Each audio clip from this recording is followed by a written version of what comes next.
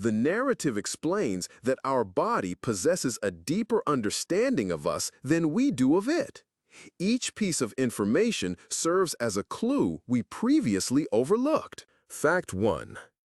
Initially, the heart appears to operate with rhythmic and predictable regularity, much like a metronome. Yet, upon connecting an individual to a sensitive cardiac monitor and closely examining the time between heartbeats, an unusual observation arises. These intervals are never identical.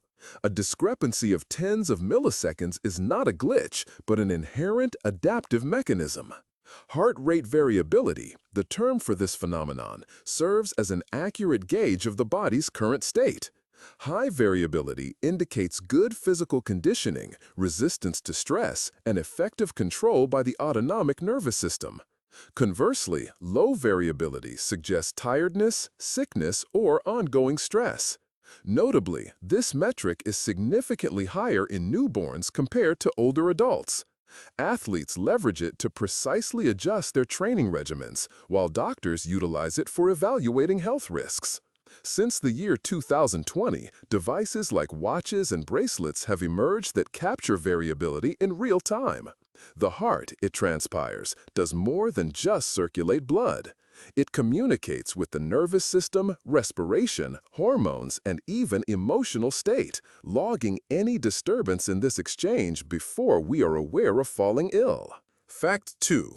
The body of an adult human contains approximately 206 bones, but this figure is not fixed. It can vary based on age, lifestyle, and even unforeseen mutations. Initially, a newborn possesses nearly 100 more bones, totaling around 300. Some of these bones fuse as time progresses. For instance, multiple bones in the skull merge to create a single protective covering, and the tripartite pelvic structure consolidates into a single robust arc.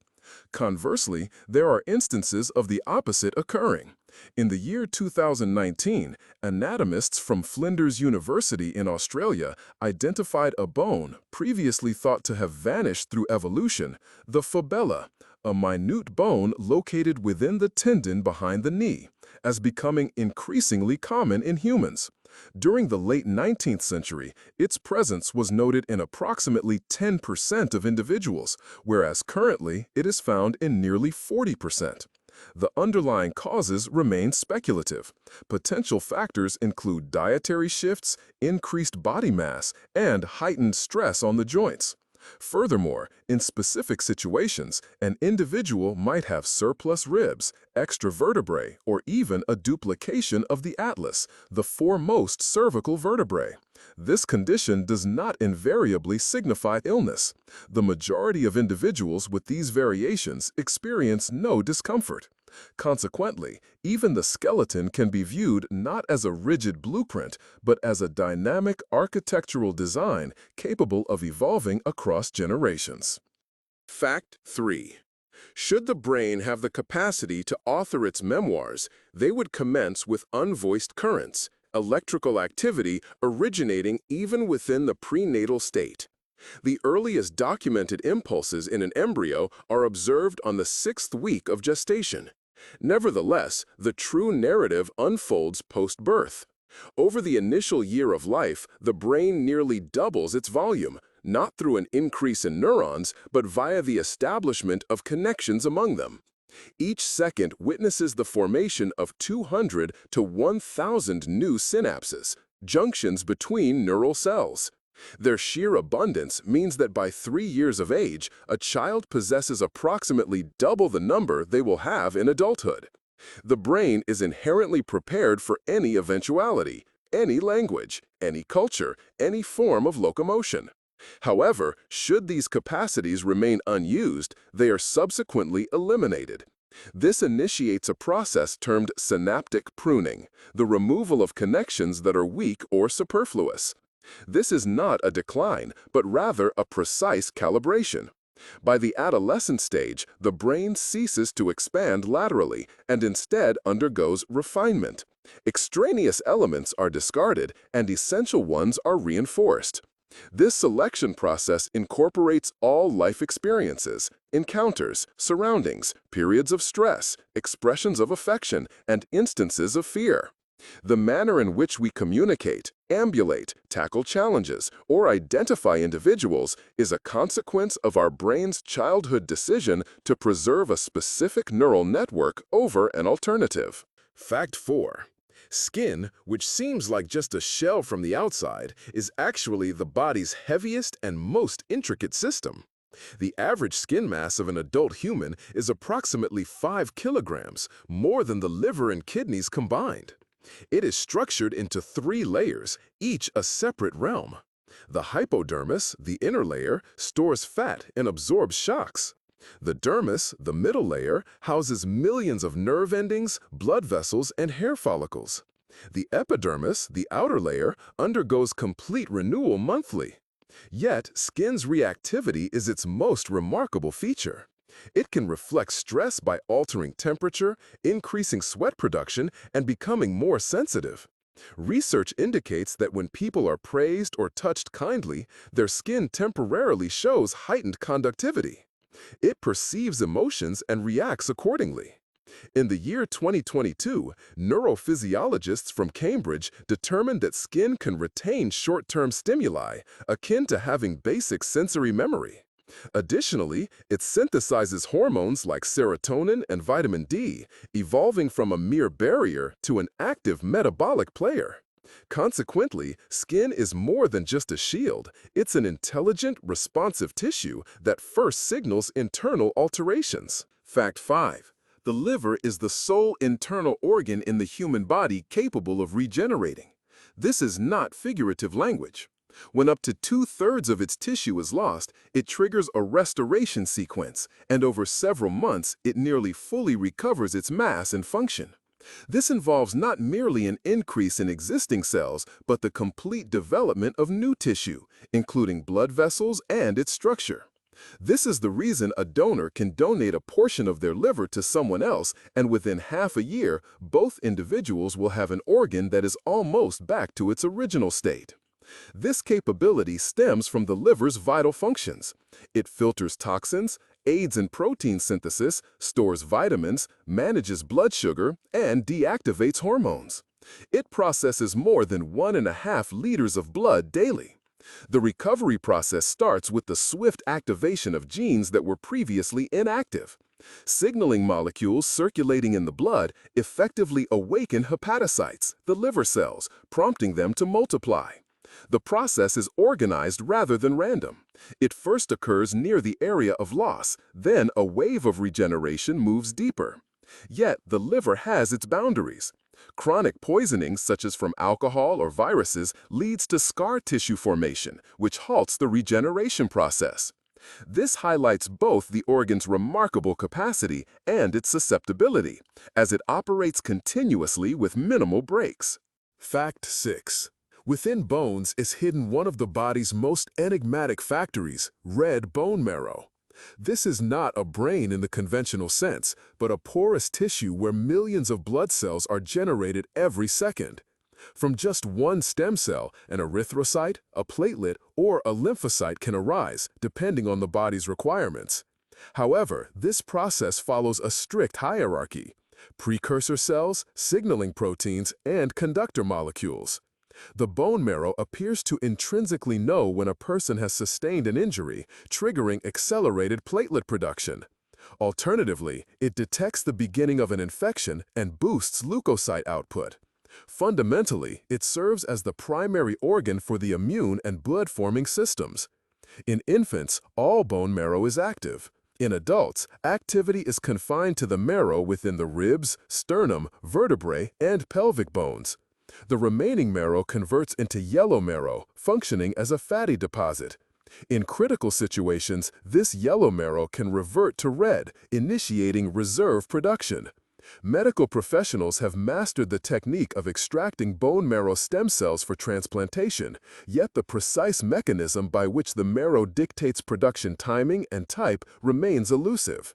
It is a system possessing innate intelligence but lacking a nervous system, governed not by conscious volition but by an intrinsic survival logic. Seventh fact.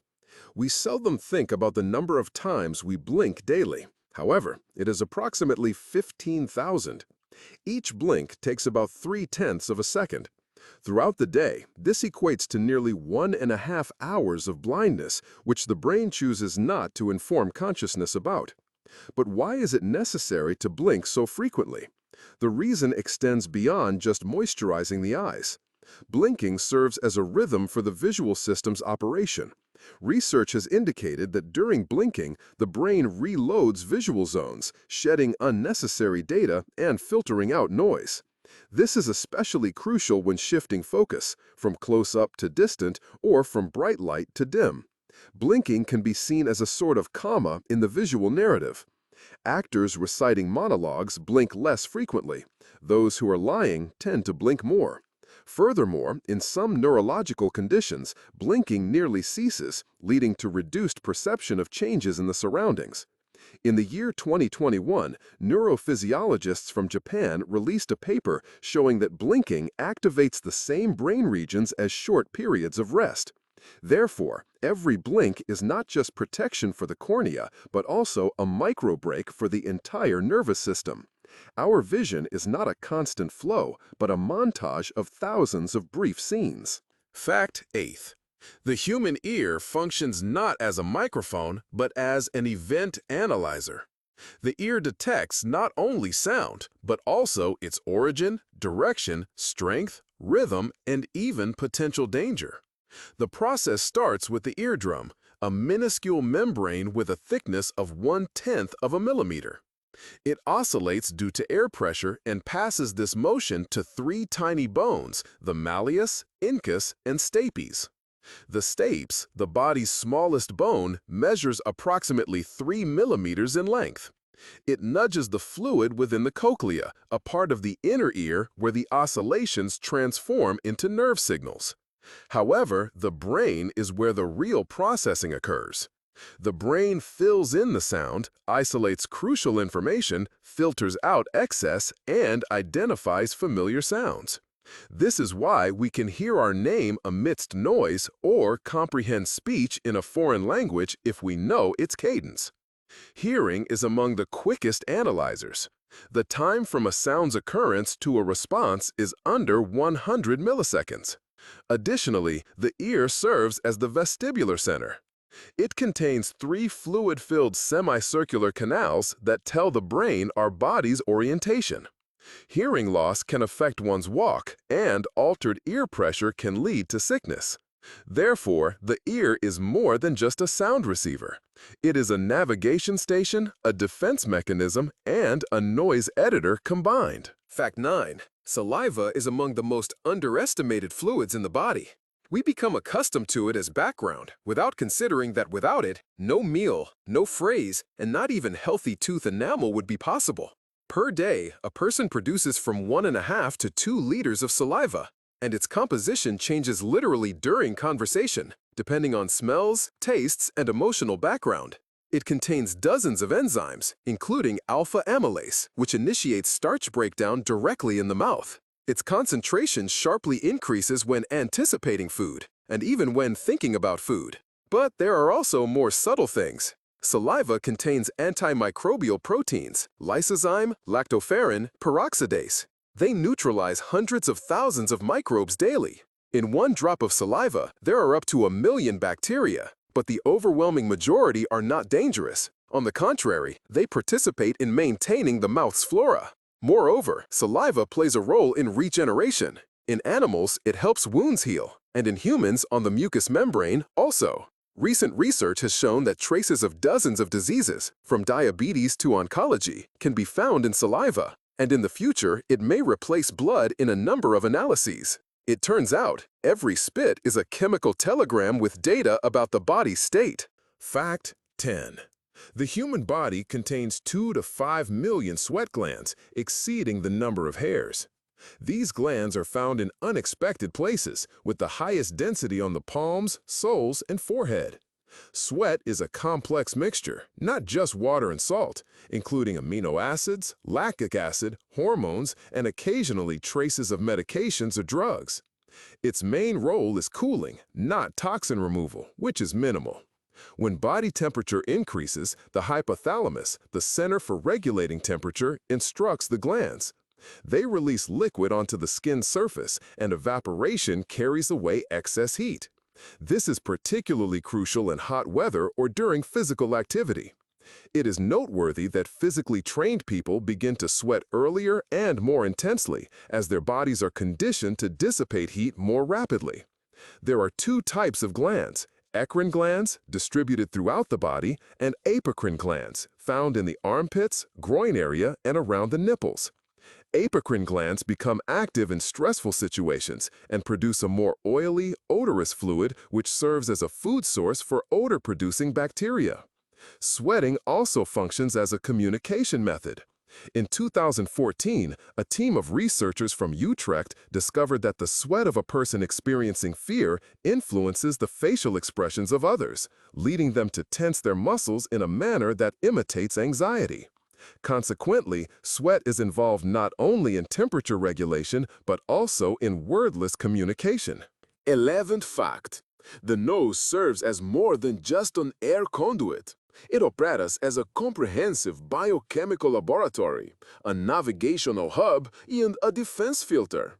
As air moves through the nasal passages, it interacts with turbinates, which are bony protrusions that create a swirling motion in the airflow, guiding it spirally. This process allows for analysis and conditioning. The air is heated, dust is removed, and moisture is added. The nasal lining is equipped with millions of tiny hairs in the mucus layer measuring mere hundredths of a millimeter in thickness. Bacteria, viruses, and particulate matter are trapped here. The primary function, however, is olfaction. Olfactory receptors are situated in the upper nasal cavity close to the skull's base, establishing a direct link with the brain's limbic system, the seat of emotions and memory. This explains the strong memories associated with smells. A single scent can evoke childhood sensations, feelings of unease, or the experience of falling in love, contingent on the circumstances. The nose also houses neurons responsive to pheromones and other chemical cues, though these are less developed in humans compared to animals. Still, they are adequate for an intuitive perception of us versus them. Additionally, the nose influences voice resonance. A stuffy nose alters the sound of one's voice. Therefore, the nose acts not only as a protector of breathing, but also as a delicate intermediary between the body and its surroundings. Fact 12. The process of digestion starts well before food reaches the stomach, and even before swallowing. The moment a person sees food or contemplates it, the brain initiates a series of signals. Salivary glands become active, the stomach begins to produce acid, and the pancreas readies its enzymes. This is the conditioned reflex phase of digestion, first identified by Ivan Pavlov in the 19th century. The next stage involves mechanical actions. Swallowing is an intricate, precisely coordinated event involving more than 30 muscles working in unison to guide a piece of food from the pharynx into the esophagus, ensuring it bypasses the windpipe. Within the esophagus, food is moved along by peristalsis, a sequence of rhythmic contractions that push food downward even when someone is eating in a reclining position. In the stomach, the breakdown of proteins commences. Hydrochloric acid and the enzyme pepsin transform the solid mass into chyme, a semi-fluid mixture. 2 to 3 hours later, this chyme passes into the small intestine, where pancreatic enzymes and bile join the process. Absorption commences at this point. The intestinal lining features villi and microvilli, which expand the surface area to match that of a tennis court. This is where the primary exchange occurs. The body acquires energy, structural components, and vitamins through the intestines. Any disruption in this sequence affects the entire system. Digestion is not merely a simple eat and process function, but a sophisticated symphony where even a minor malfunction of one component alters the overall composition. Fact 13. Muscles are more than just about strength. They function as a comprehensive system for movement, body heat regulation, metabolism, and hormonal reactions. The human body contains more than 600 muscles, and nearly all of them are capable of multiple functions. The gluteal muscle is the largest, the muscle controlling blinking is the fastest, and the heart muscle is the most resilient. What is most important is how they work together. Even a basic action like lifting an arm necessitates the synchronized effort of many muscles. Some shorten, others lengthen, and some maintain stability. Within each muscle fiber are thousands of myofibrils, composed of actin and myosin strands. These strands glide against each other, similar to the teeth of a zipper, generating contraction. However, this process requires an electrical impulse. A nerve sends a signal and the muscle reacts. This communication is so rapid that an athlete can respond to a starting signal in mere fractions of a second. Through training, a muscle undergoes more than just size increase. It gains more nuclei, its capillary network expands, and its receptor sensitivity improves. Furthermore, muscles act as an endocrine organ. When active, they release myokines, which are proteins influencing immunity, mood, and even the development of new neurons. Consequently, physical activity serves not only as a method for calorie expenditure, but also as a form of molecular dialogue. Each movement is more than just exertion. It's a declaration to the body. I am functioning. I am prepared. Fact 14. Eyes are the sole part of the brain that extends outwards. Their construction is akin to an engineering marvel. The iris, which controls light entry, functions like a camera diaphragm. The pupil is not merely an opening, but a dynamic filter. It constricts to 1 millimeter in bright light and widens to 8 millimeters in darkness. The crystalline lens acts as a living lens, altering its shape as directed by the ciliary muscles. However, the retina is the paramount component. This delicate film at the eye's rear houses approximately 130 million photoreceptors, namely cones and rods. Cones enable color perception in daylight, while rods facilitate black and white vision during dusk. Remarkably, a single square millimeter of the macula, the visual center, boasts a cone density exceeding that of top-tier sensors. Each photon entering the eye initiates a chain of chemical reactions that ultimately convert into an electrical signal. Yet, the brain doesn't simply receive an image. It compiles, interprets, and augments it. This process allows humans to perceive a complete scene, despite the eye's continuous jerky movements and a blind spot caused by the optic nerve's exit. Furthermore, the retina serves as a health indicator. Conditions like diabetes, hypertension, and tumors can be diagnosed by examining it. This is due to the retina being the only location in the body where blood vessels are directly visible without surgical intervention. Consequently, the eye functions not just as a portal to the world, but as a screen, an editor, and a reflection of the body's health simultaneously. Fact 15. Skin reacts to cold, the brain to pain, and hair to emotions. Hair is dead tissue, yet its root, the follicle, is alive, intricate, and responsive to hormones, stress, and light. An adult possesses around 5 million hair follicles, each acting as a miniature factory. The scalp hosts about 100,000 of these. Hair growth follows phases: anagen for active growth, catagen for transition, and telogen for dormancy. This cycle explains the phenomenon of hair shedding. At any time, roughly 10% of head hair is in its resting stage. Factors like stress, sickness, or dieting can significantly raise this percentage, causing what's known as seasonal shedding. However, the most remarkable aspect is hair's emotional response. Goosebumps and hair erection are due to the contraction of a tiny muscle, the erector pili, connected to the follicle. This is an ancient reflex from our ancestors.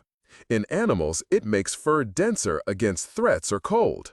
In humans, it's an echo. Hair rises from fear, delight, or music. Furthermore, hair acts as an archive. Its structure can indicate the hormones and toxins a person has been exposed to in the preceding months. Research involving pilots, athletes, and inmates has demonstrated that cortisol levels, the stress hormone, are accurately deposited in hair, much like growth rings in a tree. These silent strands on our head chronicle our emotions, diet, and surroundings. Fact 16. The immune system is not a single organ, but a scattered army possessing memory, a charter, and internal reconnaissance.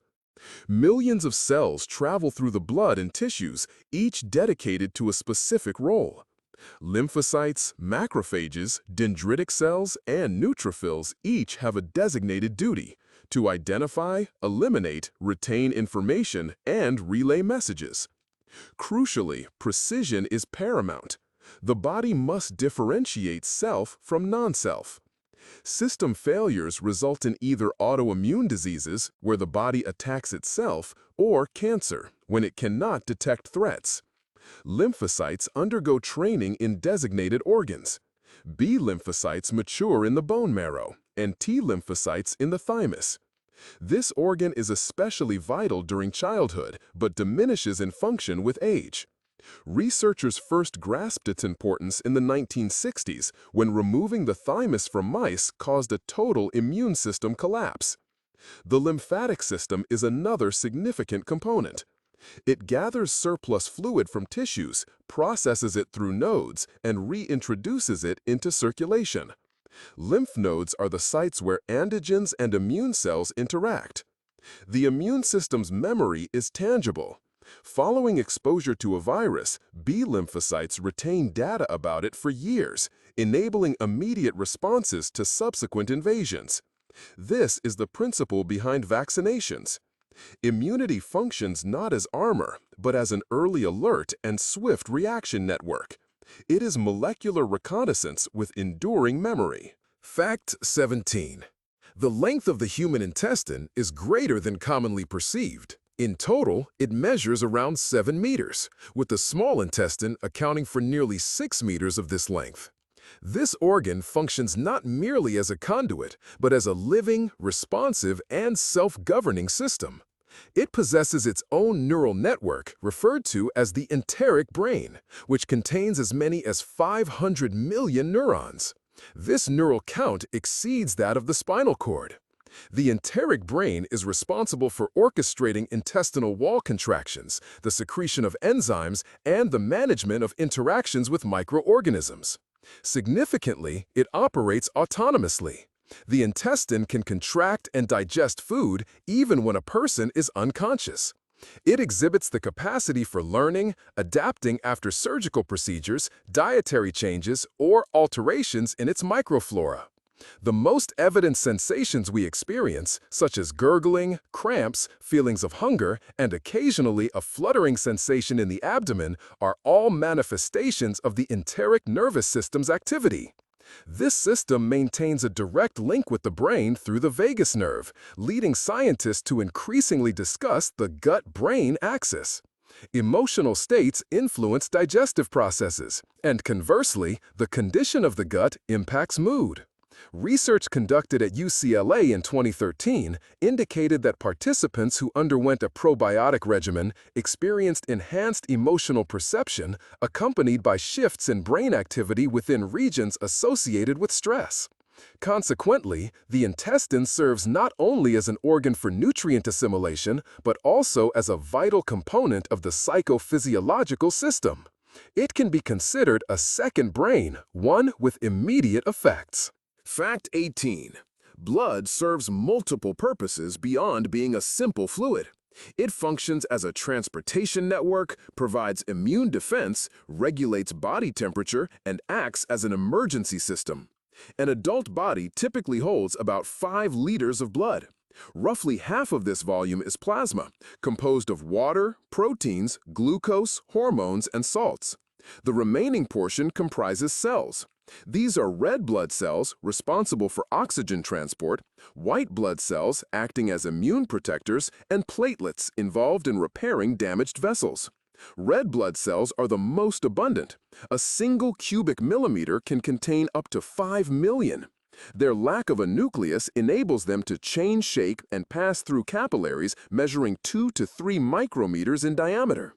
These cells have a lifespan of approximately 4 months before being broken down in the liver and spleen. Daily, the bone marrow generates about 200 billion new red blood cells. White blood cells are produced less frequently but have a longer lifespan and varied roles. Platelets, however, survive for just 1 week, constantly patrolling the blood vessels throughout this period. Upon detecting damage, they rapidly stick to the wound's edge, activate a protein cascade, and form a clot.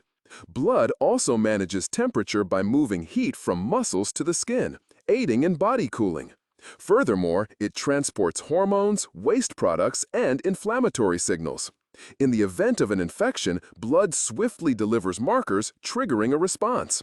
It is not simply a river of life as ancient peoples described it.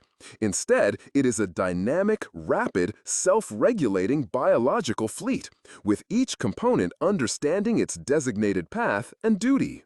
Fact 19th. Sleep is not a shutdown. It's a change of mode, a repair period, and largely a personal reset. People typically sleep for 1/3 of their lives, roughly 25 years. During this time, crucial processes happen that can't occur when we're awake. Sleep has 2 main stages, slow wave and REM. Slow wave sleep is when the body repairs itself.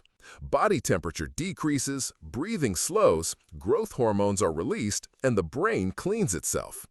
A 2012 study from Rochester discovered that during the night, the brain activates its glymphatic system. This system is a network of channels that remove waste products, including toxic proteins associated with neurodegenerative illnesses. This cleaning process only happens during sleep. REM sleep is where dreams happen. In this stage, most of the brain is active, but the body is paralyzed to prevent movement. This is when memory is solidified, brain connections are strengthened, and experiences are processed. Less REM sleep, often from not getting enough sleep, results in worse emotional control and less creative thinking. Additionally, sleep is when the brain practices reactions, running through important events, possible dangers, and future possibilities. So, sleep isn't just rest. It's a nighttime lab where the brain tests reality, repairs damage, and rewrites its own programming. Fact 20. Fingers represent the peak of motor control. No other species exhibits the same level of precision, speed, and diversity in movements. Within each finger are 3 phalanges, along with ligaments, tendons, nerves, and vessels. The muscles responsible for finger movement are located in the forearm, not in the fingers themselves, and they operate through long tendon strands. This anatomical arrangement contributes to the finger's lightness and agility. The thumb is unique. Its ability to oppose the other fingers is fundamental for actions like grasping, writing, and playing musical instruments. Each finger is linked to a specific area of the brain. The sensory motor cortex contains a map of the body, and the fingers occupy a significantly large portion of this map. For individuals who play musical instruments or so, these brain areas are even more developed, as the brain dedicates more space to the skills being practiced. The tactile receptors on the fingertips are among the most sensitive in the human body, capable of discerning surface textures with a precision of 1/10 of a millimeter. However, the functions of fingers extend beyond touch and movement. They play a crucial role in communication, ranging from counting to expressive gestures. For deaf individuals, fingers serve as the primary means of communication. Furthermore, fingers retain a person's body signature. Finger movements can identify an individual's personality with up to 90% accuracy. Consequently, each finger is more than just bone and skin. It is a concentration of memory, coordination, language, and precision. Fingers are an evolutionary instrument that has literally enabled us to grasp the world. Fact 21. Body temperature is a value that indicates a finely tuned balance system. A person's internal temperature averages around 36 6/10 degrees Celsius. This is an average, and during the day, the temperature can vary by a full degree. It is lower in the morning and higher in the evening. Women experience different temperature patterns based on their cycle phases. The body cools during sleep and heats up under stress. The hypothalamus, a cherry-sized area of the brain with significant impact, controls this.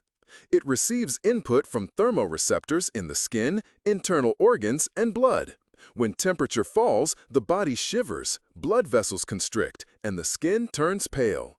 When temperature rises, vessels dilate and sweating commences. These are not responses to the outside world, but efforts to keep the inside stable. Even a 1.5-degree shift can impact enzymatic reactions, brain activity, and metabolism. Fever is also a regulatory mechanism. During infection, the body deliberately increases its temperature to inhibit the multiplication of microbes. With heat stroke or hypothermia, these control mechanisms can malfunction, making each degree potentially critical. Temperature is more than just a thermometer reading. It is the body's way of speaking about its balance, or its lack thereof. Fact 22nd. The voice serves as a personal identifier, a musical instrument, and a communication system all at once. It is produced in the larynx, not the mouth, by two vocal folds, thin muscular sheets that vibrate when air passes through them. The pitch of the sound is determined by the frequency of these vibrations, which falls between 80 and 1000 hertz. Generally, men possess longer and thicker vocal folds, which is why their voices are lower.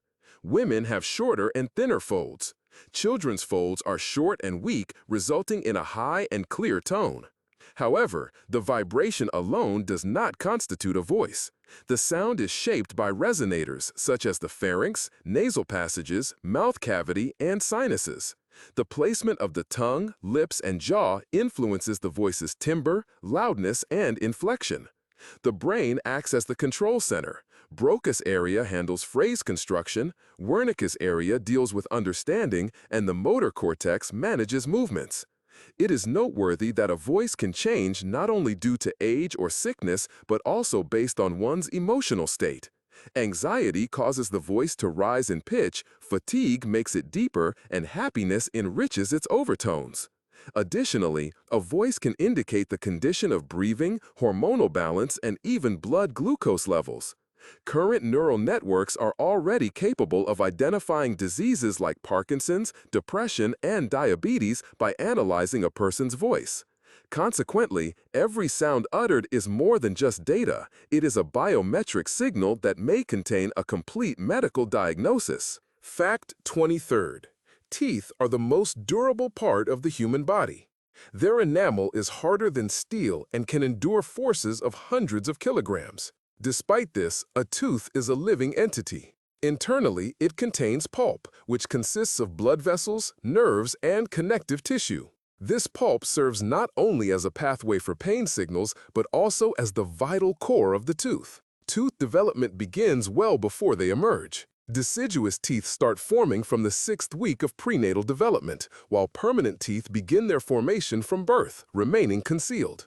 Every individual possesses a unique dental passport, characterized by their specific shape, alignment, occlusion, and the presence of microscopic cracks. Forensic specialists are capable of identifying individuals with remarkable precision based on their teeth. It is noteworthy that teeth respond not only to dietary intake and oral hygiene, but also to stress. During periods of chronic stress, individuals may unknowingly clench their jaws or grind their teeth during sleep, a condition known as bruxism.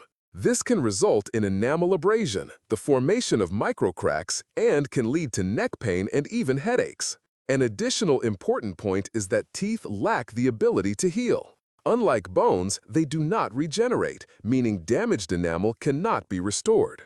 Consequently, a cavity is not merely a defect, but represents an irreversible loss of tooth structure. Nevertheless, teeth hold a significant potential. Current scientific studies indicate that the state of one's teeth can be indicative of vitamin deficiencies, gastrointestinal illnesses, and even an increased risk of cardiovascular conditions. A smile is more than just an aesthetic feature. It serves as an indicator of the overall functioning of the body. Fact 24th.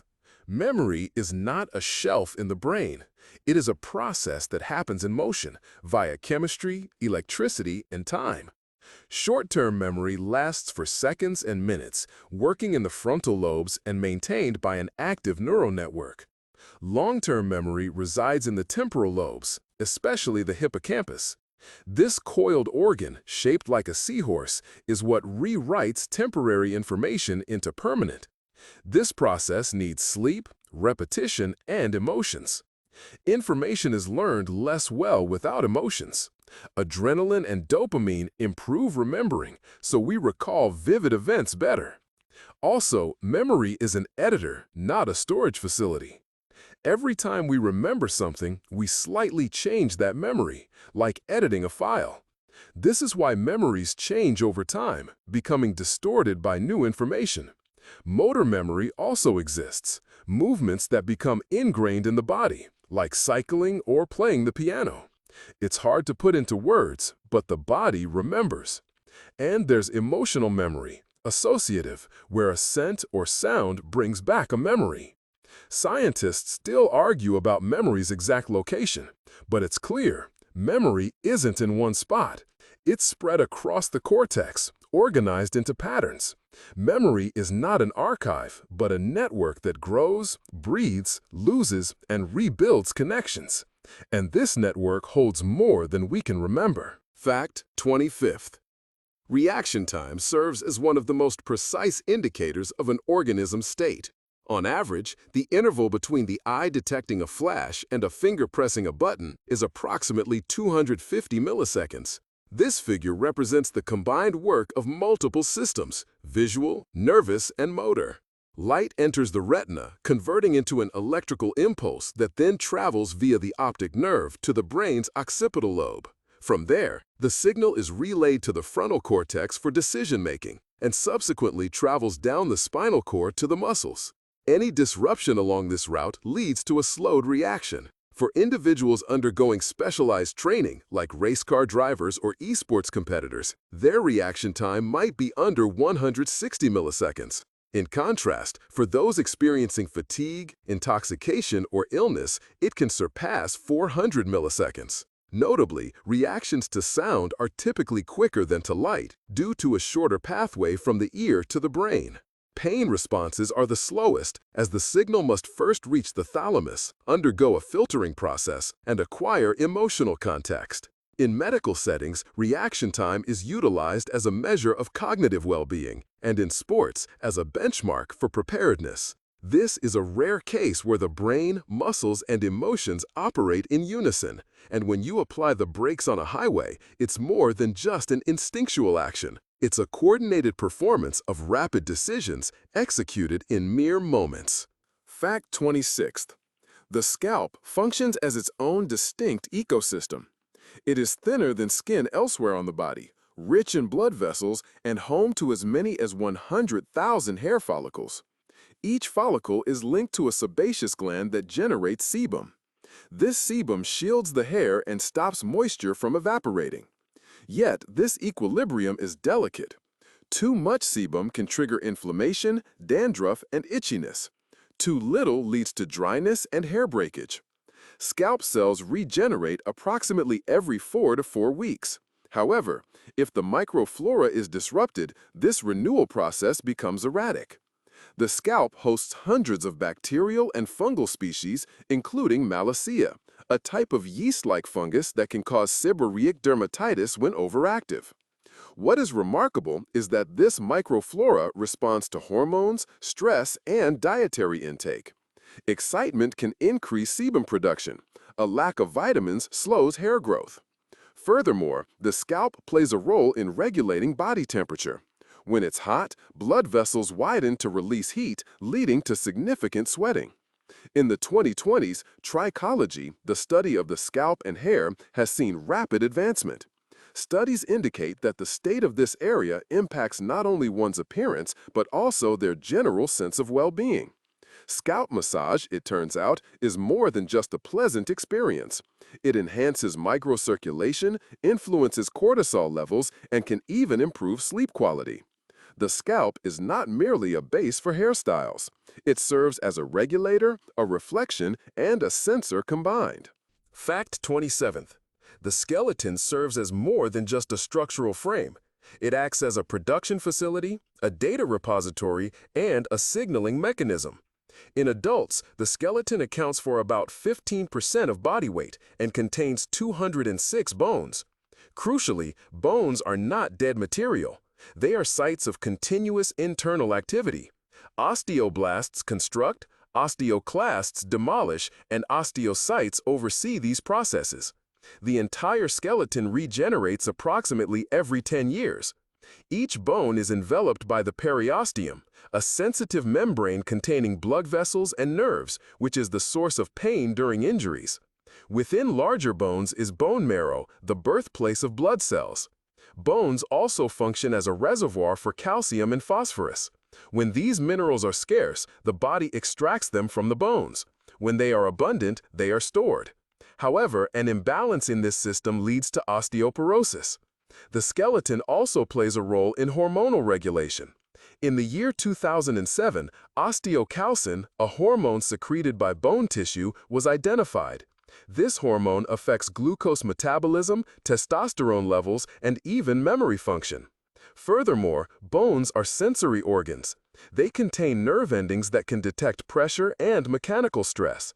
Consequently, moderate exercise strengthens the skeleton, whereas a sedentary lifestyle weakens it.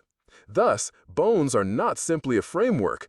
They are a dynamic, living system that reacts sensitively to physical activity, diet, hormones, and even emotional states. Fact 28. The tongue is an organ of astonishing complexity. It consists of 8 muscles unattached to bones, making it the most mobile part of the body. It is involved in speaking, chewing, swallowing, and, naturally, tasting. Its surface features thousands of taste buds, each housing up to 100 receptor cells. These cells can identify 5 primary tastes: sweet, salty, sour, bitter, and umami, a meaty, robust taste that was identified not long ago. The idea that tastes are mapped to specific tongue areas is a misconception. Each part of the tongue can perceive all tastes, albeit with different levels of intensity. In addition to taste, the tongue analyzes temperature, texture, and piquancy. It contains some of the most sensitive receptors. The tongue undergoes continuous renewal. Taste cells have a lifespan of approximately 10 days. Furthermore, the tongue can indicate overall health. White coating, fissures, or alterations in its shape can all be indicators of illness, vitamin shortages, or digestive issues. The tongue also possesses its own distinct imprint, defined by its unique shape, folds, and mobility. In traditional Eastern medicine, diagnosing health through the tongue is an established practice, and contemporary dentists utilize 3D tongue scanning as a biometric method. It is noteworthy that the tongue contributes to sound formation, but not independently. It functions in conjunction with the palate, lips, and voice box. Therefore, the tongue is more than just a muscle. It is a vital instrument for speech, taste, emotional expression, and health. Fact 29th. Sweat glands function not only when it's hot. They also turn on during stress, nervousness, pain, and even sudden happiness. This is known as emotional sweat. Apocrine glands, located in the armpits and groin, produce a secretion that is more viscous and fatty than that of eccrine glands, which are spread evenly across the body. Apocrine glands are responsible for odor because their secretion is quickly consumed by skin bacteria. This process creates a unique body aroma, so individual that dogs can identify people even after a long time by just a t-shirt. It's interesting that in love, couples often select partners whose scent is maximally different in specific proteins of the major histocompatibility complex. This can boost the immune resilience of their offspring. In experiments, women were given men's t-shirts to smell and asked to pick the most pleasant smell. And most frequently, a genetically compatible but not identical profile was chosen. This indicates that sweat glands don't just cool the body. They participate in communication, sexual selection, and recognition. Their work is less about climate and more about context. An important meeting, an exam, fear, or shyness, and the body immediately informs others. It's a silent language, read by the damp mark on the temple. Fact 30th. Tears are more than just liquid from the eyes. Their makeup is a sophisticated blend of water, salts, proteins, lipids, hormones, and even minute traces of neuropeptides. Tears fall into three categories: basal, which continuously moisten the eye; reflex, triggered by irritants; and emotional. The emotional type garners the most attention. Emotional tears manifest not only with sadness, but also with great joy, pain, or a sense of relief. Their chemical makeup is distinct, featuring higher levels of stress hormones such as adrenocorticotropic hormone and prolactin. This suggests that crying serves as a physical release mechanism for tension, beyond a simple reaction. It's noteworthy that emotional crying is not universal among mammals. Dogs and cats shed tears only when their eyes are physically irritated. Human tears, conversely, have integrated into social interaction. Research indicates that tear-streaked faces are perceived by observers as more truthful, susceptible, and eliciting compassion. However, an inverse effect exists. Some people experience tear suppression during stress, a response linked to the body's hyper-control mode. This can result in psychological stagnation. Tears are not a sign of weakness, but a physiological reboot. Their composition acts as a biochemical record of one's experiences. They cleanse the eyes of debris and, in doing so, clear away some internal burdens. Fact 31st. The navel, a small indentation on the abdomen that becomes familiar from childhood, is in reality a significant remnant of a large system that functioned prior to birth.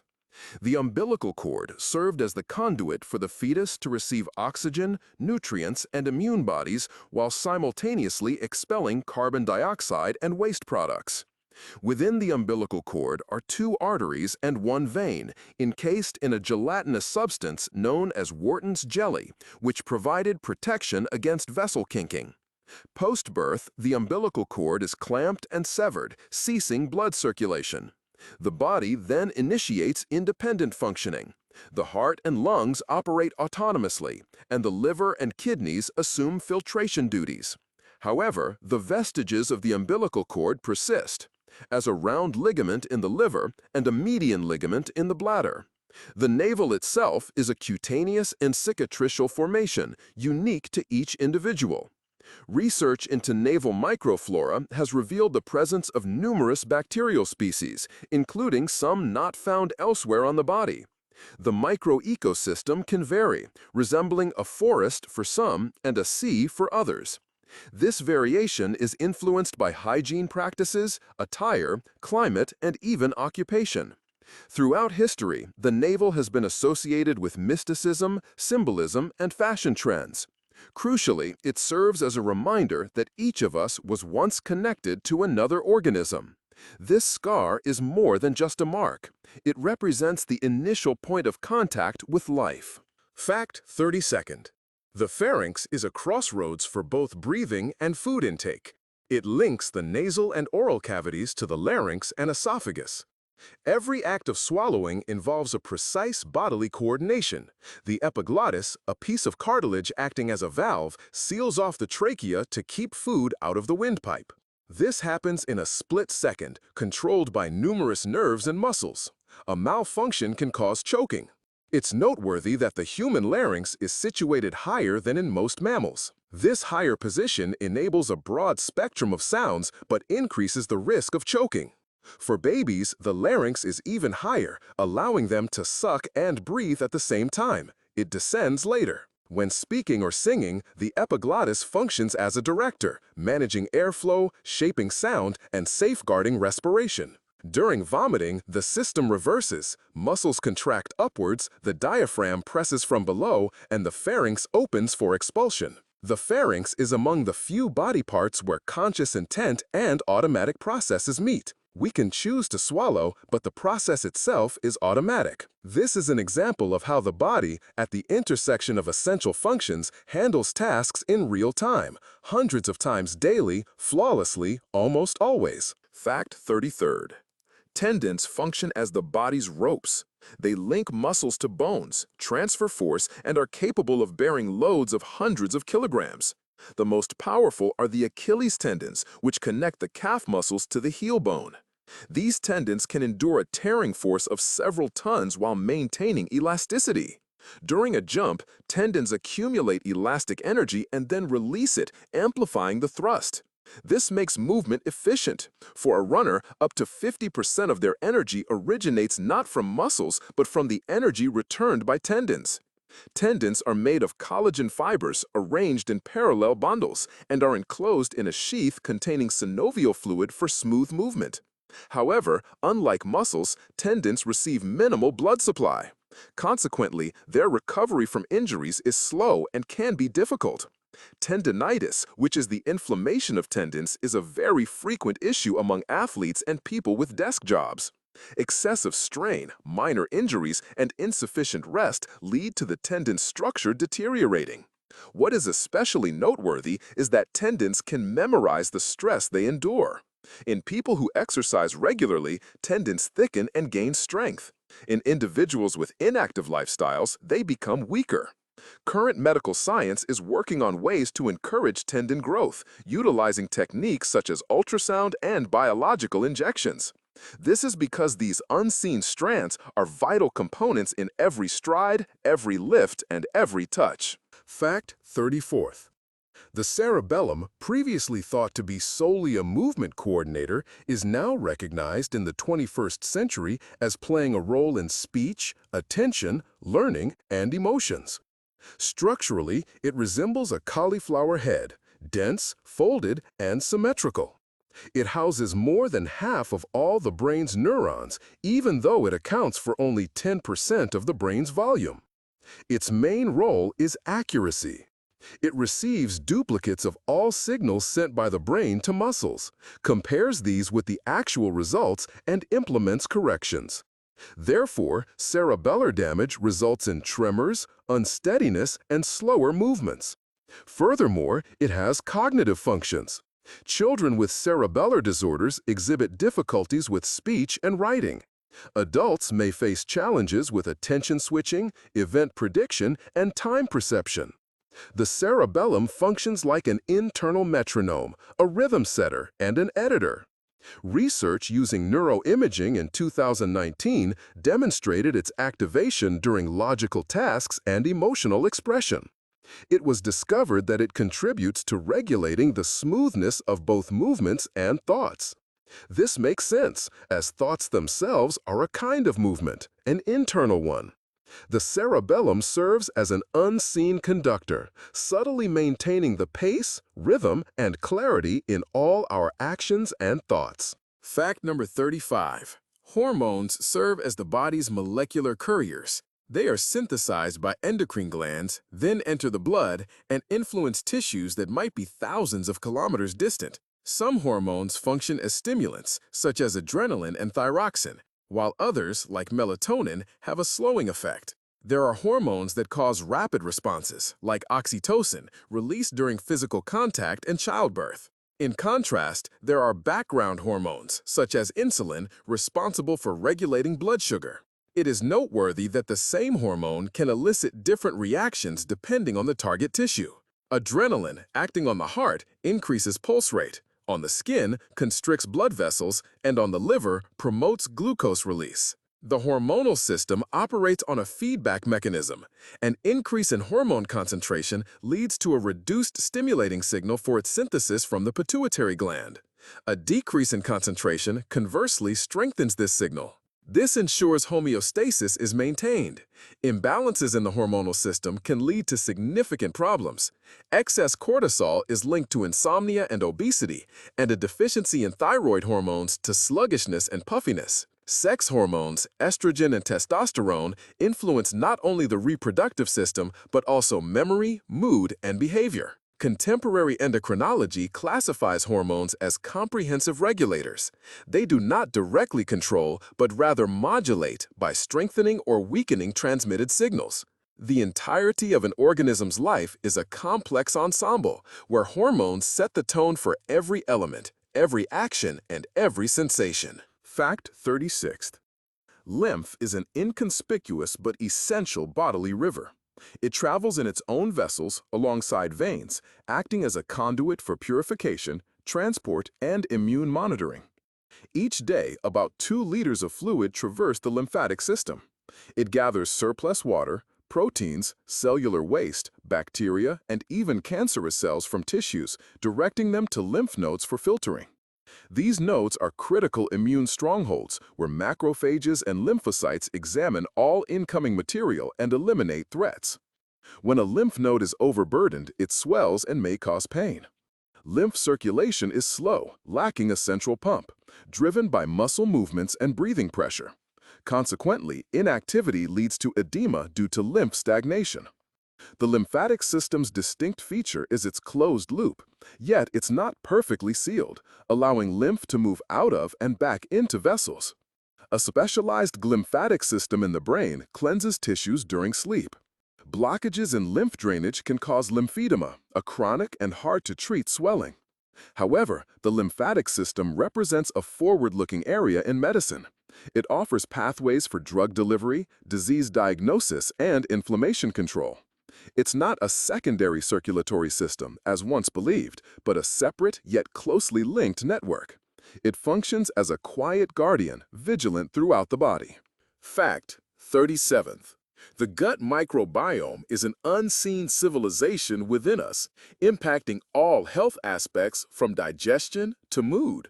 Billions of microorganisms, bacteria, fungi, viruses, inhabit the walls of our small and large intestines, possessing a genome 100 times our own.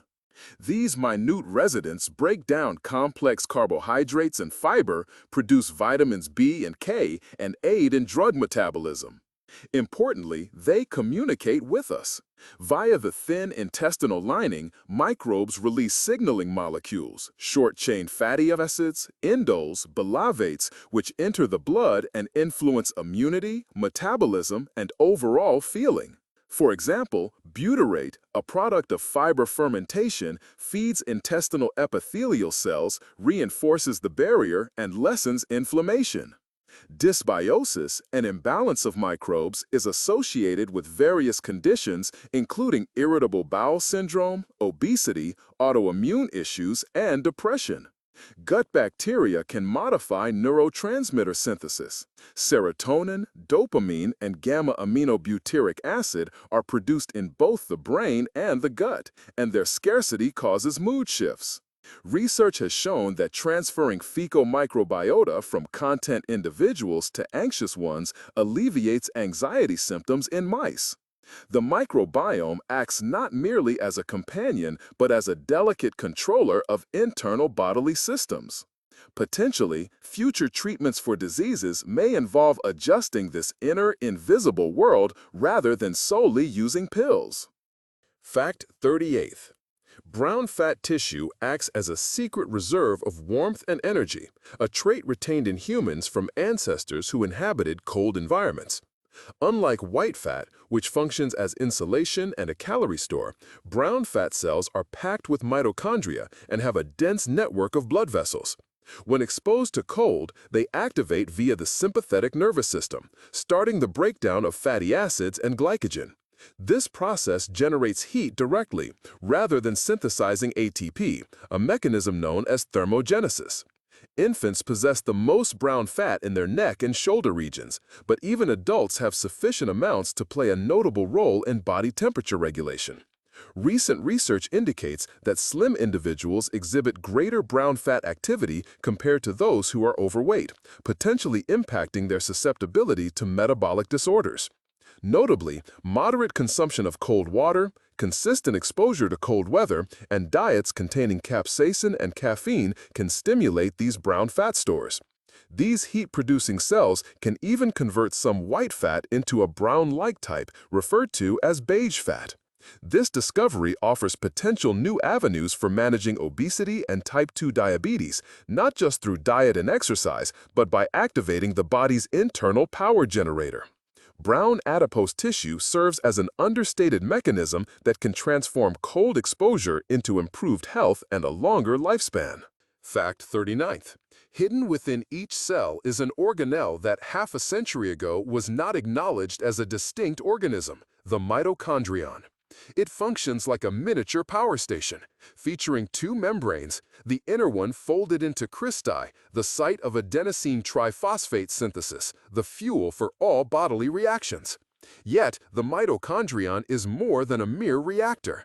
It has its own DNA, inherited exclusively from the mother, and up to 2,500 genes that govern not only energy generation, but also signaling, apoptosis, programmed cell death, and even temperature regulation. Back in 1962, Lynn Margulis put forth the endosymbiotic hypothesis, postulating that an ancient bacterium entered a cell, initiating the mitochondrion. This was validated by the resemblance of their genomes to bacterial ones, a discovery that transformed views on the origin of eukaryotic life. However, mitochondria are not standardized. A sprinter's muscle cells can have double the number compared to an average person, and neurons even more, as the brain demands up to 20% of the body's total energy while constituting merely 2% of its mass. When mitochondria function is impaired, a group of mitochondrial spectrum diseases emerges, causing muscle weakness, kidney and liver issues, heart problems, and neurological disorders. One of the most infrequent types is Leigh syndrome, first documented in 1974, where an accumulation of lactic acid in the brain results in convulsions and vision loss. But there's an unforeseen development.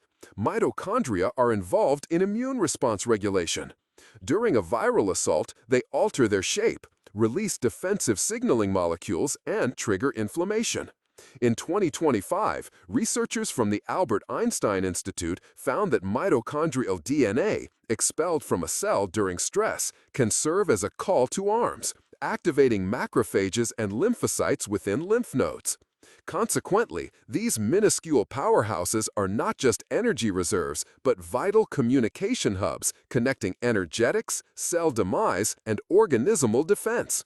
Their ancient bacterial heritage persists in every heartbeat and every thought. Fact 40. A unique cleansing system, the glymphatic system, is hidden within the patterns of brain neural waves. It was discovered in 2012 by researchers at the University of Rochester School of Medicine. This system functions like a delicate network of channels where cerebral spinal fluid and interstitial fluid exchange, expelling waste products such as beta amyloid, tau proteins, surplus calcium, and toxic fractions. While sleeping, particularly during deep slow-wave sleep, brain capillaries expand, increasing the space between neurons by 30%, which allows foreign molecules to be cleared through paravascular routes. This process is essential for preventing neurodegenerative conditions. In 2018, neurophysiologists from Harvard Medical School provided evidence that mice with a compromised glymphatic system developed rapid buildup of beta amyloid plaques, a sign of Alzheimer's disease. A study published in Nature Neuroscience found that in participants, a 20% enhancement in sleep depth via audiovisual stimulation boosted glymphatic system function by 30%. This mechanism also impacts other brain functions. The glymphatic system aids in delivering drugs to the brain, especially larger molecules, opening avenues for more effective treatments for tumors and neuropathies. Another finding from the 2000s connects glymphatic system dysfunction to migraines. Morning headaches and mental fogginess might be due to the buildup of metabolic waste in the spaces between cells. Therefore, our brain does more than just process information. It regularly clears out digital debris to preserve clear perception. This unseen order is vital for maintaining a healthy mind over time. Fact 41. Osteoporosis is a silent bone destroyer that may not become apparent until a minor fall results in a fracture. The skeleton of an adult human is renewed every 10 years. This process involves osteoblasts, which build new mineral matrix, and osteoclasts, which break down the old matrix. Normally, these processes are in balance. However, as people age and experience hormonal changes, this balance shifts towards resorption. This is especially the case for women after menopause. A drop in estrogen levels doubles osteoclast activity, causing an annual bone mass loss of up to 5%. Osteoporosis is diagnosed using densitometry. One such method is dual-energy X-ray absorptiometry, DEXA, which was first applied at the University of Copenhagen Clinic in 1985. This technique measures the density of the hip and lumbar spine bones, identifying a reduction in mineral content when as little as 15% has been lost. There are also surprising contributing factors. Research conducted in 2020 at the University of Toronto found that regular exercise, including not only running or weight training, but also brisk uphill walking, promotes the formation of bone tissue. This leads to a 7% increase in bone density over a 6-month period. Another finding highlights the importance of vitamin K2. In 1993, French scientists determined that vitamin K2 activates osteocalcin, a hormone produced by bone tissue which enhances calcium binding. A fracture of the vertebra or hip in an elderly person is a significant indicator, increasing the risk of death within a year by 30%. Consequently, preventing and diagnosing osteoporosis early are crucial public health concerns. Treatment involves not only calcium and vitamin D, but also medications that modulate osteoclast activity, such as bisphosphonates and denosumab. In essence, the skeleton is a flexible and robust system, but without consistent physical stress and hormonal support, it can become a source of frailty and danger. Fact 42. Beyond providing the body with structure, the skeleton also stores calcium and controls its levels in the blood. When calcium ion concentration decreases, parathyroid glands release parathormone. This hormone prompts osteoclasts, bone cells, to release minerals from the bone. However, continuous stimulation damages bone structure, making it less dense and more porous. A remarkable feature is the bone remodeling with memory system in the human body. Research conducted at the University of Cambridge in 2020 found that areas that experience load maintain higher density even after the load is removed. Conversely, dead zones, such as the lower part of the skull, grow more brittle over time. The skeleton is also a dynamic system. The small bones of the hands and feet house up to 45% of all tiny osteopathic vessels that manage tissue microcirculation. These vessels supply parasites, which govern the creation of new bone tissue in response to microfractures, minute cracks that form with every step or movement. This discovery was made in 1988 at the Orthopedics Institute of Lund University. An unexpected role of the skeleton is in endocrine regulation. Osteocalcin, a hormone produced by the bone matrix, affects bone density, pancreatic function by boosting insulin production, and male fertility by enhancing sperm motility. This creates a feedback loop. Bones help regulate sugar metabolism and reproductive health. Therefore, our skeleton is more than just a framework. It's an active endocrine and sensory organ that perceives stress, remembers it, and signals other systems to adapt. Fact 43rd. The thymus gland, or thymus, is among the most enigmatic organs of the immune system. Situated behind the breastbone, it attains its largest dimensions by 2 years of age and subsequently begins a gradual atrophy, transforming into fatty tissue by the age of 20. Crucially, during childhood, the thymus fulfills its primary role. It is the site where T lymphocytes, the essential cells of cellular immunity, undergo their development. The gland features an intricate structure comprising cortical and medullary regions, demarcated by a basal membrane. Within the cortical layer, immature T cells are subjected to a stringent selection process. They develop receptors that can identify foreign antigens while simultaneously disregarding the body's own molecules. A failure in this selection process leads to the development of autoimmunity, where cells commence attacking the body's own tissues. Notably, during periods of stress, infection, or exposure to radiation, the thymus can contract, resulting in a temporary decline in immunity. However, once the threat is removed, the gland reinstates its size and functionality, seemingly by utilizing internal reserves. Studies conducted on mice have indicated that the administration of cytokines, such as interleukin-7, can promote the regeneration of an atrophied thymus and the restoration of its structural integrity. This discovery presents potential avenues for therapeutic interventions targeting age-related immune decline. Consequently, the thymus is not merely a vestige of a youthful organism, but a dynamic hub that significantly influences the body's capacity to combat infections and preserve health over a lifetime. Fact 44th. The pancreas functions as a dual director, overseeing both digestion and endocrine regulation. Located deep within the abdomen, it has two distinct parts. The exocrine portion produces pancreatic juice, essential for breaking down proteins, fats, and carbohydrates. The endocrine portion consists of the islets of Langerhans. Within each islet are various cell types. Alpha cells produce glucagon, which raises blood sugar. Beta cells secrete insulin, which lowers blood sugar and helps cells absorb glucose. Delta cells release somatostatin, managing the secretion of nearby cells. And PP cells generate pancreatic polypeptide, controlling appetite and the movement of the digestive tract. The equilibrium among these hormones is sensitive. Overworking beta cells with consistently high blood sugar can cause them to become depleted, leading to type 2 diabetes. Type 1 diabetes occurs when an autoimmune response targets beta cells.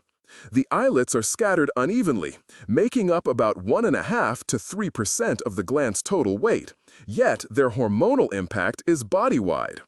Insulin affects fat and protein metabolism and cell growth, while glucagon provides energy reserves. Researchers use islet transplants for diabetes treatment, but success is still restricted by transplant rejection and the necessity of immunosuppressive drugs. The pancreas is a two-engine organ, requiring both parts to function harmoniously for us to digest meals and keep our energy levels stable. Fact 45th. The spleen serves as an unseen blood filter and a storage site for immune reserves. This organ, weighing around 150 grams, is separated into two regions, the red zone, venous sinusoids, and the white zone, lymphoid follicles. In the red pulp, blood flow decelerates, enabling macrophages to absorb worn-out red blood cells, and a reserve of platelets is prepared for mobilization during hemorrhages. The white pulp houses collections of T and B lymphocytes, which, when they encounter antigens, produce antibodies and trigger cell-mediated reactions. Typically, the spleen retains up to 30% of all platelets and a substantial amount of lymphocytes, releasing them during emergencies. If the spleen is removed, splenectomy, for example due to injury, the likelihood of bacterial infections, especially pneumococcal ones, rises, and patients receive vaccinations and antibiotic prophylaxis for lifelong defense. The spleen's distinctive characteristic is its capacity to expand and contract. It grows larger when blood purification needs are higher and shrinks when the workload is lower, adjusting to hemodynamics. In fetuses, it contributes to blood formation before the bone marrow appears, and in adults, it continues to be a crucial reservoir for immune cells. Consequently, the spleen is more than just a filter. It is a mobile immune platform and a blood quality checkpoint. Fact 46th. Nails are strong keratin plates that grow approximately 3 millimeters monthly, and each one reflects our lifestyle. The nail root is located under the nail plate beneath the cuticle. This is where new cells are generated, packed with keratin. The rate of cell division is influenced by diet, hormones, and general health. Low levels of vitamin B, iron, or thyroid problems can slow nail growth and cause brittleness. The nail's color indicates blood circulation and the state of the cardiovascular system. A pink nail suggests good oxygen levels. Pale or bluish nails may signal anemia or poor blood flow. Horizontal ridges on the nail surface can appear due to fever or significant stress, while vertical lines often develop as people age. White spots, marks, and signs of damage are caused by minor injuries to the nail root and growth zone. Chipped corners and hangnails point to dry skin and a deficiency in fatty acids. Interestingly, nails can recover from injury if the lunula and root remain intact. In forensic science, microscopic evidence from the nail plate is sometimes used to identify individuals. Nails are more than just a cosmetic feature. They act as a biological monitor of internal bodily functions and a visible record of our habits, from eating patterns to stress levels recorded in their gradual growth. Fact 47th. Lungs function as more than just breathing sacs. They are a large biofilter and a gas exchange area, spanning an area as big as a tennis court. The combined surface area of alveoli, the minute sacs that bronchi divide into, extends to 70 square meters. Every breath brings oxygen to a delicate capillary network. One alveolus possesses a wall that is half a micron thick, allowing gas to pass through in mere fractions of a second. When born, lungs are filled with air for the very first time, and this event involves the release of surfactant, a unique substance that stops alveoli from collapsing when exhaling. It was John Nichols who first described this lung surfactant emulsifier in 1963, which led to the saving of thousands of premature babies. Every day, lungs handle up to 12,000 liters of air, capturing dust, allergens, and germs with the help of bronchiolar cilia and mucus that flows towards the throat. Macrophages within the alveolar sacs quietly devour any particles that enter. With physical activity, the volume of air ventilated per minute can rise by 20 times, while keeping the breathing flows balanced, and the lungs adapt immediately. They control not only the amounts of oxygen and carbon dioxide, but also the blood's acid-alkaline balance, a vital component of homeostasis. Fact 48th. The circulatory system includes blood vessels, a vast network extending hundreds of thousands of kilometers within the body, functioning like a major life route. Arteries transport blood from the heart at high pressure. For example, the aorta can handle pressures up to 160 millimeters of mercury and moves about 15 liters per minute when active. It is elastic because of elastic fibers, identified by Edward Berlin in 1922, allowing it to absorb pulse surges. Subsequently, arteries branch into arterioles and capillaries, which are 6 to 8 micrometers wide. Red blood cells travel through these capillaries individually, pushing through and unloading oxygen to the body's tissues. The combined length of capillaries is estimated to be 80,000 kilometers, which is sufficient to circumnavigate the globe at the equator 2 times. Venules in veins bring blood back to the heart, and valves in the veins stop blood from flowing backward, especially in the legs when a person is upright. Any issues, like blood pooling or clot formation, can result in significant problems, ranging from varicose veins to blood clots traveling to the lungs. Medical professionals measure pulse pressure and the cross-sectional area of blood vessels to gauge the likelihood of high blood pressure and hardening of the arteries. The inner lining of arteries and veins, known as the vascular endothelium, releases nitric oxide, the primary controller of blood vessel tightness, discovered by Robert Furchtgott and Farid Murad in the 1980s. This highly refined system directly manages the operation of every single cell in the body. Fact 49th. The blood-brain barrier acts as an unseen barrier, dividing the blood flow from the sensitive environment of the central nervous system. First detailed in 1909 by Edwin Goltman and Paul Ehrenheim, it is made up of unique capillary endothelial cells linked by tight junctions with support from brain astrocytes. These tight junctions prevent harmful substances, microbes, and nearly all foreign molecules from entering, permitting only glucose, amino acids, and necessary lipids. The barrier actively manages substance passage through carriers and pumps, which operate like biological locks. When inflammation or trauma occurs, the barrier's permeability can rise significantly, causing brain edema and neurological issues. While the central nervous system doesn't have a standard lymphatic system, a newly identified glymphatic network in perivascular areas works with the barrier to enhance the clearance of metabolic byproducts from deeper brain regions. Creating medicines capable of crossing this barrier is a major goal today. To target tumors or modify brain chemistry, molecules that mimic natural transporters are essential. Fact 50. Cartilage tissue serves as a flexible buffer between bones, softening impacts and enabling joints to move without noise. There are three types of cartilage in the human body: hyaline cartilage, which covers the bone ends in joints; elastic cartilage, found in the ears and larynx; and fibrous cartilage, present in intervertebral discs and symphyses. Hyaline cartilage, forming the synovial joint surface, is made up of chondrocytes within an acellular matrix of type 2 collagen and water-retaining proteoglycans. This structure exhibits hydrodynamic elasticity. Compression forces fluid out, generating extra resistance, and relaxation allows it to return, similar to a sponge. Synovial fluid, known as synovia, nourishes the cartilage and decreases friction during motion. Its chemical makeup and viscosity are controlled by synovia sites lining the inner joint capsule.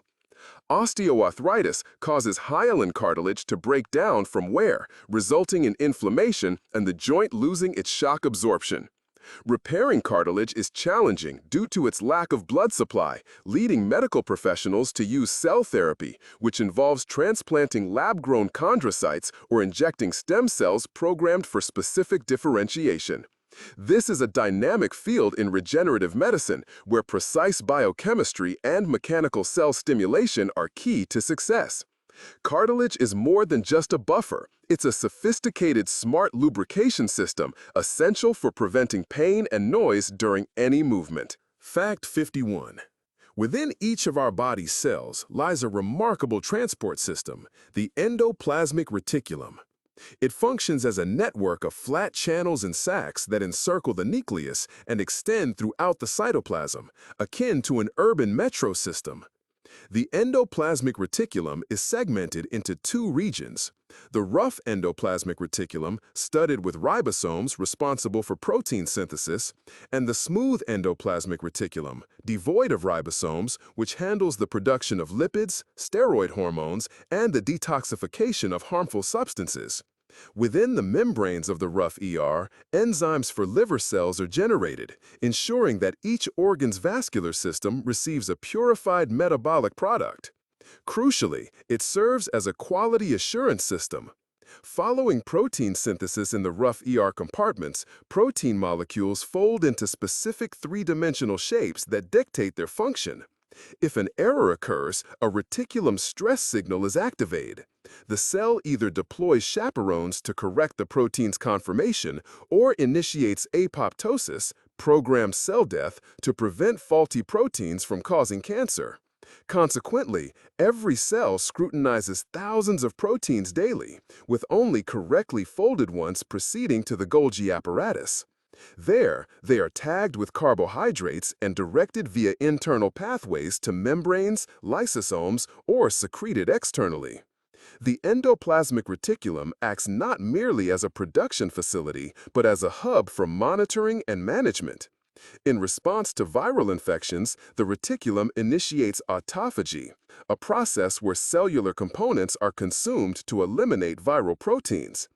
In cases of lipid overload, such as during obesity, it increases the number of smooth compartments to metabolize excess fat. Therefore, this intracellular network is the primary orchestrator of cellular metabolic activities and a molecular indicator of overall health. Fact 52nd. The small intestine is the longest and most intricate section of the digestive tract, extending approximately 6 meters. It is comprised of 3 segments: the duodenum, the jejunum, and the ileum. Its role encompasses not only the chemical digestion of food, with pancreatic enzymes and bile emulsifying fats and peptidases breaking down proteins, but also the precise absorption of nutrients like amino acids, fatty acids, glucose, vitamins, and mineral salts. The lining of the small intestine features millions of villi and microvilli, which expand the absorption surface area to match that of a tennis court. Enterocytes, the cells lining the intestine, actively transport substances across their membranes, utilizing the sodium-potassium pump and specialized carrier proteins. Impairments in this function are attributed to conditions like celiac disease and intolerance to gluten, where the immune system attacks the villi, diminishing the total absorption area and causing nutrient deficiencies. Furthermore, the small intestine serves as a barrier against microbes. Mucus produced by goblet cells creates a protective coating, and Peyer's patches, clusters of lymphoid tissue where T and B lymphocytes monitor antigens, operate within the intestinal lumen. When pathogens are detected, local immunity is triggered, and the release of immunoglobulin A into the intestinal lumen inhibits the proliferation of detrimental bacteria. Consequently, the small intestine functions as a vast digestion laboratory, a biochemical filter, and an immune defense force, where delicate absorption and protection mechanisms operate harmoniously to sustain our nourishment and well-being. Fact 53rd. Serotonin, a neurotransmitter often called the happiness molecule, is crucial for regulating numerous processes, including mood, sleep, blood vessel tone, and the functioning of the digestive system. Importantly, about 95% of serotonin in an adult is produced not in the brain, but in the enterochromaffin cells of the small and large intestines.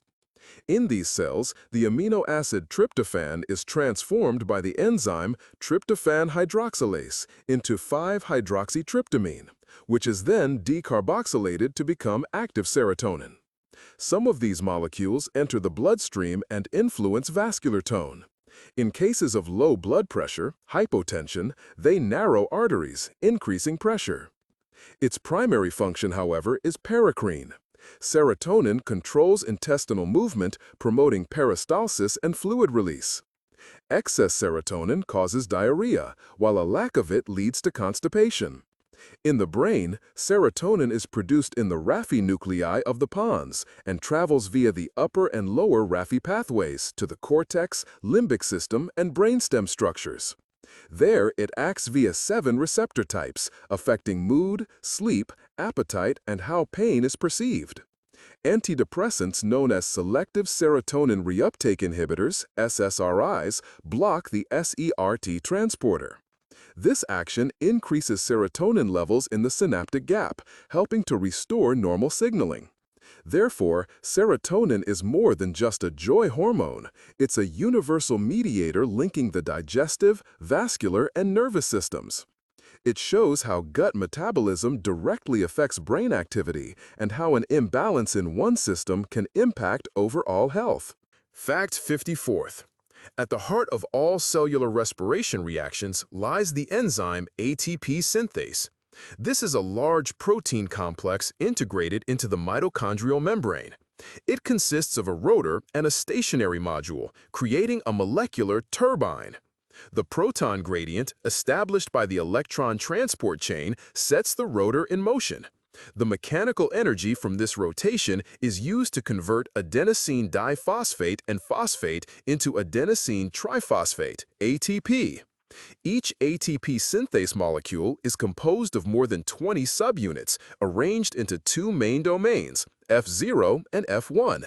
The F0 subdomain creates a channel for protons to pass from the intermembrane space to the matrix. The F1 domain is a spherical component where ATP synthesis takes place at 3 catalytic sites. One ATP synthase molecule can generate up to 100 ATP molecules in a single second, supplying energy for muscle contractions, neuron activity, and all active transport mechanisms. Impairments in the function of this enzyme result in severe mitochondrial myopathies. For instance, mutations in genes coding for F0 subunits lead to Nijmegen breakage syndrome, a congenital tissue hypoxia that presents as impaired muscle and heart development.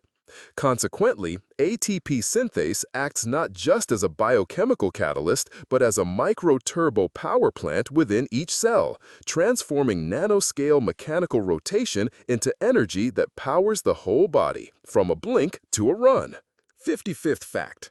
Thousands of new proteins, functioning as enzymes, signals, and cellular building blocks, are created within the human body every second. Prior to commencing their functions, every polypeptide undergoes post-translational modification. This involves the attachment of carbohydrate chains to the polypeptide in the endoplasmic reticulum and Golgi apparatus, a process known as glycosylation. These oligosaccharide bracelets dictate the protein's destiny, its destination, its duration within membranes, and its interaction partners and methods. Each section of the Golgi apparatus is responsible for affixing specific labels. For instance, one section adds mannose phosphate for lysosomal delivery, while another adds N-acetylglucosamine for export. A mistake in the sugar sequence results in the protein becoming stuck, leading to endoplasmic reticulum stress and potentially causing Gaucher's disease or Tay-Sachs disease, which are genetic disorders affecting the lysosomal pathway. Notably, the variety of the glycocode surpasses mere markers. On the surface of immune cells, oligosaccharides create a passport that enables T lymphocytes and macrophages to identify the body's own tissues.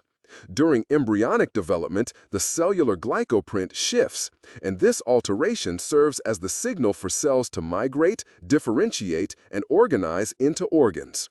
Consequently, the carbohydrate coding of proteins functions not merely as adornment, but as a code that governs the movement, exchange, and interaction of all the body's cells. Fact 56. Red blood cells, or erythrocytes, live for approximately 120 days and do not contain a nucleus, allowing for more space for hemoglobin. But without their life's passport, they could not enter the main circulatory system. Specific oligosaccharide structures, termed snaxers, emerge on the surface of aged cells, and their composition alters over time. Macrophages in the spleen and liver interpret this code. A prevalence of N-acetylgalactosamine instead of galactose on the erythrocyte membrane indicates phagocytosis. When this system fails, for instance in autoimmune hemolytic anemia, the cells are destroyed prematurely. Notably, prior to breakdown, an erythrocyte traverses the spleen's narrowest capillaries, shedding membrane fragments and acquiring age-related markers. It is only after undergoing several mechanical trials that it arrives at the macrophage station. This credential check prevents the buildup of senescent cells and makes iron available for new erythrocytes. Macrophages then produce bilirubin from hemoglobin, which the liver transforms into bile pigments, contributing to fat digestion. Consequently, an erythrocyte's existence is more than just oxygen transport. It's an intricate cycle of marking, filtering, and reprocessing established through numerous physical and biochemical processes. Fact 57. The nervous reflex of blinking is facilitated by an intricate, layered pathway. Receptors in the cornea register stimuli, whether it's pollen or harsh light, and relay the signal through the trigeminal nerve to the brainstem's pontine nuclei. Instantaneous motor commands are then issued from these nuclei. The facial nerve activates the eye's orbicularis oculi muscle, causing the eyelid to shut in 200 milliseconds. Concurrently, other structures become active. The brainstem coordinates the simultaneous contraction of the circular muscle of the mouth and neck muscles, safeguarding not only sight but also the respiratory tract. This mechanism functions automatically, yet it can be consciously managed, for example, by exerting willpower to keep the eyes open. With conditions such as multiple sclerosis or head injuries, this circuit breaks down. The visual cortex of the brain does not send the command, resulting in asymmetrical blinking, a sign doctors utilize for diagnosis. Notably, people with high emotional intelligence often adjust their involuntary blink rate based on the situation. Blinking slows when reading text and quickens when perceiving faces, thereby optimizing the processing of visual scenes. Therefore, blinking serves as more than just eye protection. It is part of a highly complex sensory-motor loop designed to enhance perceptual quality and maintain the body's safety. Fact 58. The human circadian rhythm is governed by the master clock, which is the suprachiasmatic nucleus, SCN, in the hypothalamus. Daily, within the SCN cells, genes like clock, BMAL1, and PER are transcribed, and melatonin is produced. This molecular activity establishes a 24-hour cycle. Light detected by the retina signals the SCN via the retinohypothalamic tract, controlling melatonin production by inhibiting it during daylight and permitting it at night. Beyond the central hypothalamic clock, local oscillators exist in organs such as the liver, heart, fat tissue, and skin. These peripheral clocks receive input from the SCN but can also adjust based on diet and temperature. When time zones are crossed or night shifts are worked, desynchrinosis arises. This is a state where central and peripheral rhythms become misaligned, causing problems with sleep, metabolism, and immune function. Over time, jet lag is linked to a higher risk of metabolic syndromes and even cancer. Researchers are exploring chronobiological medications designed to resynchronize these peripheral clocks, such as agomalatin, which targets melatonin receptors. Essentially, our body functions not as a single unit, but as an ensemble of numerous biological metronomes, with their harmonious interaction dictating our health, energy levels, and lifespan. Fact 59th. Kidneys function as more than just filters. They are a sophisticated system of glandular capillaries and tubules. This intricate network is responsible for maintaining homeostasis, managing water balance, electrolyte levels, and the acid-base equilibrium. Each kidney houses around 1 million nephrons, the fundamental structural and functional units. Every nephron comprises the glomerulus, Bowman's capsule, and a series of tubules. Blood enters the kidney through the renal artery at a flow rate of approximately 1,200 milliliters per minute. Out of this total, about 200 milliliters undergo filtration across the capillary walls into the capsule. This filtrate, essentially plasma ultrafiltrate devoid of proteins, travels through the proximal convoluted tubules followed by the thin loop of Henle. Within the loop of Henle, an osmotic gradient and differing permeability between its ascending and descending segments lead to urine concentration. The filtrate then proceeds through the distal tubules and collecting ducts. In the collecting ducts, the permeability of the membranes is altered by the antidiuretic hormone vasopressin, thereby controlling the amount of water excreted. A decrease in blood pressure triggers the adrenal glands to release renin, activating the renin-angiotensin-aldosterone system. Angiotensin II causes vasoconstriction and stimulates the adrenal cortex to produce aldosterone. Aldosterone then boosts sodium and water reabsorption in the distal tubules, leading to an increase in blood volume and pressure. Concurrently, cells of the juxtaglomerular apparatus react to diminished blood flow by secreting renin, while the macula densa responds to the concentration of chloride ions in the urine. Consequently, kidneys are not passive filters, but an endocrine organ with a feedback mechanism, preserving the body's internal environment by responding to even minor variations. Fact 60. The bladder acts as a reservoir for urine. Its size and shape depend on the detrusor muscle's tone, which makes up the bladder wall, and on the coordination of nerve centers in the spinal cord and brain. When the bladder fills with 150 to 200 milliliters of urine, the stretching of its walls activates mechanoreceptors. These receptors send signals through the pelvic nerves to segments S2 to S4 of the spinal cord, and then to the urination centers in the pons. At this point, the urine parcel is registered. And if the social situation is suitable, a signal is sent to relax the external urethral sphincter and contract the detrusor muscle. The process of urination consists of stages: accumulation, storage, activation, and emptying. Each stage is tightly controlled by the parasympathetic and sympathetic parts of the autonomic nervous system.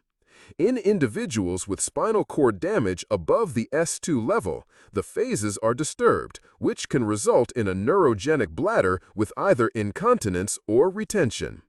Chemical messengers like acetylcholine at the neuromuscular junctions cause the detrusor to contract. Norepinephrine, acting via beta-3 adrenoreceptors, relaxes the detrusor during the accumulation phase.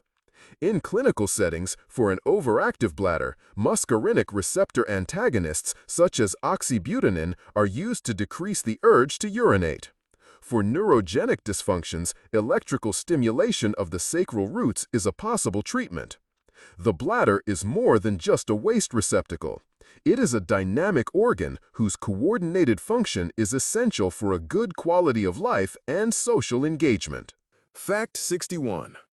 Adrenal glands are paired endocrine glands situated atop the kidneys. They are composed of a cortex and a medulla with distinct functions for each region. The cortex has three zones. The outer zona glomerulosa, which secretes mineralocorticoids like aldosterone to manage sodium and potassium levels.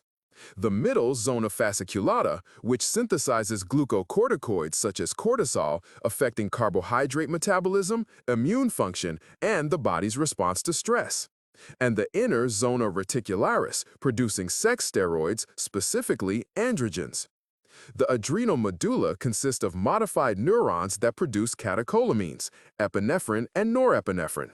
These hormones are released into the blood when the sympathetic nervous system is activated, causing an increased heart rate, bronchodilation, and glycogen mobilization. The release of corticosteroids is regulated by negative feedback. The hypothalamus releases corticotropin-releasing hormone, CRH, prompting the pituitary gland to produce adrenocorticotropic hormone, ACTH, which then stimulates the adrenal cortex. High levels of cortisol and aldosterone inhibit further CRH and ACTH production. Adrenal gland disorders include cortical hyperplasia in Conn syndrome and adrenal insufficiency in Addison's disease. Addison's disease is caused by autoimmune damage to the cortex, leading to a lack of cortisol and aldosterone, which results in skin darkening, low blood pressure, and imbalances in electrolytes. The adrenal glands function as a complex endocrine factory, not just a shield over the kidneys, managing the fight-or-flight response, maintaining fluid and salt balance, and contributing to sexual development during adolescence. Fact 62. The epiphysis, or pineal gland, is a small, cone-shaped organ situated in the brain's center, weighing around 100 milligrams. Its primary functions include secreting melatonin and managing circadian rhythms. Pineocytes, the cells within the epiphysis, obtain information about light through the retinohypothalamic pathway. Light stimuli are transmitted via the suprachiasmatic nucleus of the hypothalamus and the dorsal raphe pathway to the pineal gland. When illumination diminishes at dusk, the epiphysis boosts melatonin synthesis from serotonin, a process facilitated by the enzymes N-acetyltransferase and hydroxyindole-O-methyltransferase. Melatonin functions as an antioxidant, an immunomodulator, and a signal for sleep, alerting the body to the beginning of nighttime. It connects with MT1 and MT2 receptors in the hypothalamus and other tissues, thereby controlling sleep phase, sleep saturation, and the depth of slow-wave sleep. As individuals age, the epiphysis activity decreases, potentially resulting in poorer sleep quality for the elderly and disturbances in their circadian rhythms. Clinically, exogenous melatonin and its agonists, like agomelatine, are employed to correct sleep disturbances and reset the body's biological clock. Additionally, the pineal gland is involved in regulating various hormonal axes, impacting the reproductive cycle by interacting with the hypothalamic pituitary system. Consequently, the epiphysis serves not just as a temporal marker, but as an integrator of light cues and a biochemical conductor of the entire body's diurnal rhythms. Fact 63. The thyroid gland is a tiny but very potent organ shaped like a butterfly, situated at the front of the neck. Even though it weighs only around 20 grams, it generates the hormones thyroxine and triiodothyronin. These hormones impact how fast the body's metabolism works, how tissues grow, how the brain develops, and how the heart functions. Cells within the follicles gather iodine from the blood, link it with tyrosine, and create preliminary hormone forms. These preliminary forms are then split and sent into the bloodstream. Special transporter proteins and the thyroid-stimulating hormone from the pituitary gland control the pace of these reactions. When there are too many hormones, the body produces more heat, the heart beats faster, and all metabolic processes speed up, leading to a condition called hyperthyroidism. When there aren't enough hormones, metabolic reactions slow down, body temperature drops, and people experience tiredness, depression, and weight gain. It's noteworthy that the thyroid gland can adjust itself. If iodine intake is low, it grows larger, developing a goiter to capture more of this trace element. In cases of autoimmune reactions, known as thyroiditis, the body's own immune system attacks the follicles, interfering with hormone production.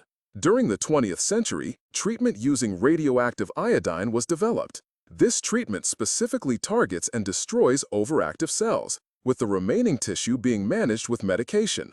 Thyroid hormones influence not only the breakdown and building of proteins, fats, and carbohydrates, but also how the nervous system works. They make receptors more sensitive to neurotransmitters, play a role in the formation of the protective myelin sheath around nerve fibers in children, and manage the reflex actions of the spinal cord. A shortage of these hormones during development in the womb results in congenital cretinism, a severe condition of stunted growth and intellectual development. Therefore, the thyroid gland serves as more than just an accelerator for the engine. It is a precise regulator that synchronizes the body's internal timing, affecting temperature, weight, mood, and even how one reacts to stress. Fact 64th. 4 small discs, each measuring 2 to 3 millimeters, known as parathyroid glands, are situated on the back of the thyroid gland. Their function is to produce parathyroid hormone, which is the main controller of calcium and phosphorus levels in both the blood and bones. When calcium ions in the blood drop, chemoreceptor cells promptly boost hormone secretion. This hormone promotes the release of minerals from bones, the reabsorption of calcium in the kidneys, and the conversion of inactive vitamin D into its active form within the kidneys. This process quickly brings ion levels back to normal, which is crucial for muscle function, blood clotting, and nerve signal transmission. If the parathyroid glands are overactive, a condition called hyperparathyroidism develops. In this state, extra calcium moves from bones into the bloodstream, which can lead to the formation of calcium deposits in the kidneys and the development of osteoporosis. When there is a lack of this hormone, termed hypoparathyroidism, bones become overly dense, but muscles and the nervous system are affected by spasms, cramps, and tingling sensations. It is noteworthy that during prolonged vitamin D deficiency, the receptors on parathyroid cells become more sensitive, trying to maintain balance, but this is at the cost of bone health. On the other hand, using too much synthetic vitamin D can reduce the secretion of parathyroid hormone and raise the risk of hypocalcemia. The activity of the parathyroid glands serves as an example of an ideal feedback mechanism, where small changes in biochemical markers are rapidly adjusted by a messenger hormone that acts far from where it is produced. Fact 65th. Mechanoreceptors in the skin are specialized structures that allow us to feel touch, pressure, vibration, and texture. Meissner's corpuscles are situated near the epidermis within the dermal papillary layer and react to light touches and low-frequency vibrations. Pacinium corpuscles, large, concentric, layered structures found deep in the hypodermis, are very sensitive to high-frequency movements and significant pressure. Merkel's discs, which are enlargements in the basal layer of the epidermis, detect constant pressure and the shape of an object, crucial for grasping. Ruffini endings, branched nerve endings in the dermis, record skin stretching and changes in joint position. All these corpuscles are linked to the tactile pathways in the spinal cord. Nerve fibers gather signals and send them to the thalamus and subsequently to the somatosensory cortex, where a map of the body is created. In addition to sensory roles, activating these receptors triggers the release of neuropeptides that modify the condition of blood vessels and skin immune cells. Touch initiates epidermal regeneration, decreases inflammation, and reduces cortisol levels. It is noteworthy that with continuous exposure to the same vibration, receptors adapt, leading to a loss of sensation from clothing on the body. Yet, sensory perception can be restored at any time by altering the stimulus. Individuals lacking tactile contact, for instance during sensory deprivation, experience a rapid decline in their emotional state and cognitive abilities. Therefore, skin mechanoreceptors function not just as detectors but as active contributors to homeostasis and emotional regulation. They transmit to the brain information about the form and intensity of touch as well as its emotional context, such as pleasure, pain, or anxiety. Fact 66. Vitamin D synthesis is a process with multiple steps. It starts in the skin when exposed to ultraviolet B radiation. 7-dehydrocholesterol, a precursor found in the basal cells of the epidermis, transforms into pre-vitamin D3, pre-B-cholecalciferol, when exposed to these rays. This substance then naturally changes into vitamin D3, cholecalciferol. Later, in the liver, it is hydroxylated to become 25-hydroxyvitamin D. In the kidneys, it is converted to its active form, 1,25-dihydroxyvitamin D, also known as calcitriol. Calcitriol attaches to receptors within the cytoplasm of intestinal cells. This increases the production of proteins that help move calcium and phosphate ions through the lining of the intestine, thus boosting the absorption of minerals from food. It also affects bone tissue by stimulating osteoblasts and, indirectly, osteoclasts, which helps maintain the balance of bone renewal. A lack of sunlight or problems with hydroxylation, like liver or kidney diseases, leads to a vitamin D deficiency. This causes rickets in children, where bone hardening is slow and the skeleton becomes deformed. In adults, it causes osteomalacia, meaning bones soften and muscles ache. It is noteworthy that vitamin D also plays a role in immunity. Calcitriol lowers the production of substances that cause inflammation and improves the protective functions of the lining in the airways. Consequently, vitamin D is more than just a sun vitamin. It's a substance that acts like a hormone, linking the skin, liver, kidneys, bones, and immune system together to support skeletal health and strength. Fact 67th. The gallbladder is a small, pear-shaped sac situated under the liver. Its role is to concentrate and hold up to 70 milliliters of bile, generated by hepatocytes. Following a meal, especially one high in fats, cholecystokinin, a hormone secreted by the duodenum's eye cells, prompts the gallbladder's smooth muscle to contract. This contraction releases concentrated bile into the common bile duct. Within this duct, bilirubin, cholesterol, and bile salts emulsify fat droplets, expanding their surface area. This expansion enables lipases to effectively break down triglycerides into fatty acids and monoglycerides. When bile is deficient, as seen in choledocholithiasis or gallbladder dyskinesia, fats are poorly digested. Undigested cholesterol may then crystallize, forming gallstones. This can result in biliary colic and a higher risk of cholecystitis. Notably, bile salts within the gallbladder can be recycled over 20 times before they travel back to the intestine and then to the liver, which helps conserve the body's resources. Consequently, this small pouch acts as a concentrator and regulator, managing the fat digestion phase and preserving the balance of lipid metabolism. Fact 68. The connective tissue called fascia forms an unbroken three-dimensional network surrounding every muscle, vessel, nerve, and organ. It consists of collagen and elastin fibers bound together in a dense glycoprotein matrix that is saturated with hyaluronic acid and proteoglycans.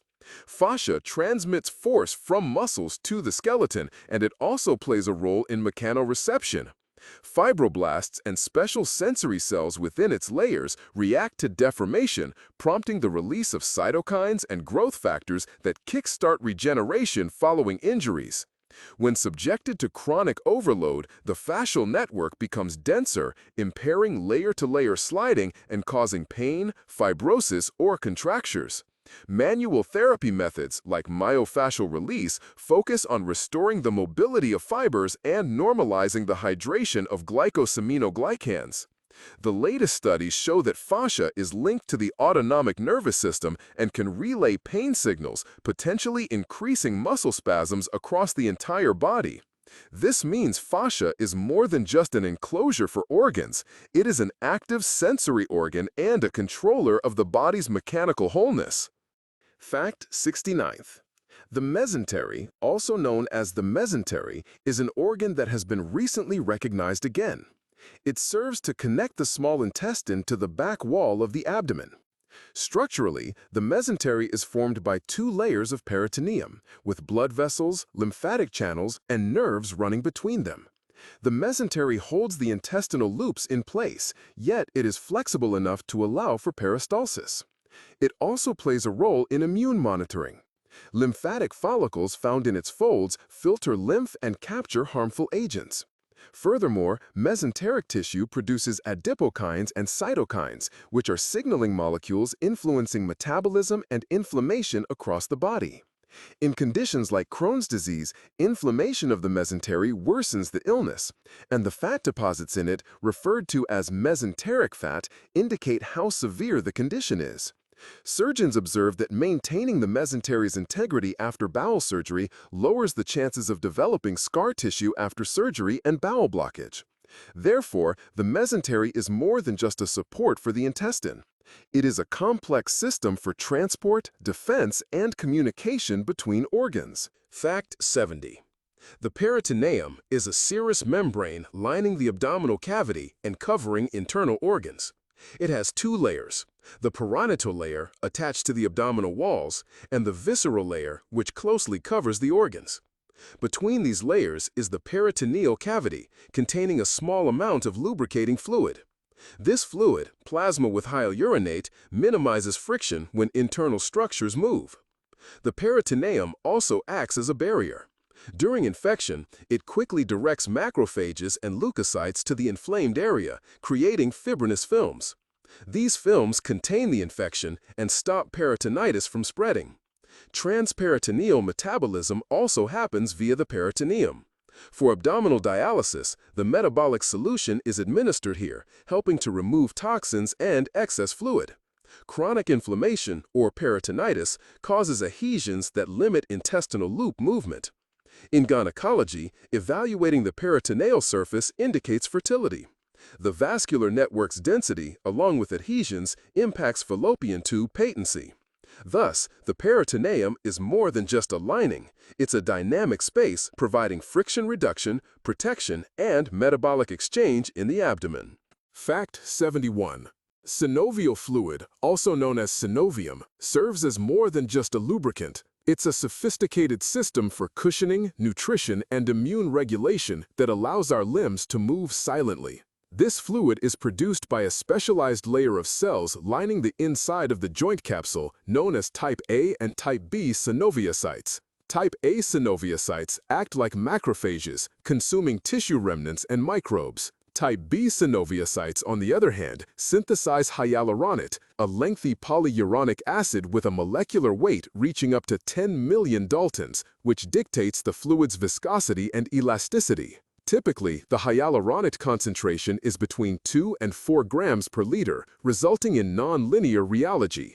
Under light stress, the synovial fluid behaves like an elastomer, returning energy. Whereas under heavy stress, it acts like a flowing paste, spreading pressure evenly over the joint's entire surface. Hundreds of milliliters of this viscous, transparent fluid are replenished daily through diffusion via the capsule's vascular network and filtration from blood plasma. It also contains vital proteins such as albumin, hyaluronidase, and lubricants, which are glycoprotein fragments that reduce friction at a molecular level. When this balance is disturbed, for instance during arthritis, the hyaluronate concentration halves, and the level of low molecular breakdown products rises, impairing the joint's capacity to resist forces and shear stresses. In the 2020s, methods for intra-articular biorevitalization were introduced, involving the injection of high molecular hyaluronates, stem cells, or growth factors to prompt synoviocytes to regenerate. Research indicates that 6 months after receiving 3 injections of a specific series, the joint's tissue starts producing hyaluronate with a molecular weight virtually identical to the natural substance.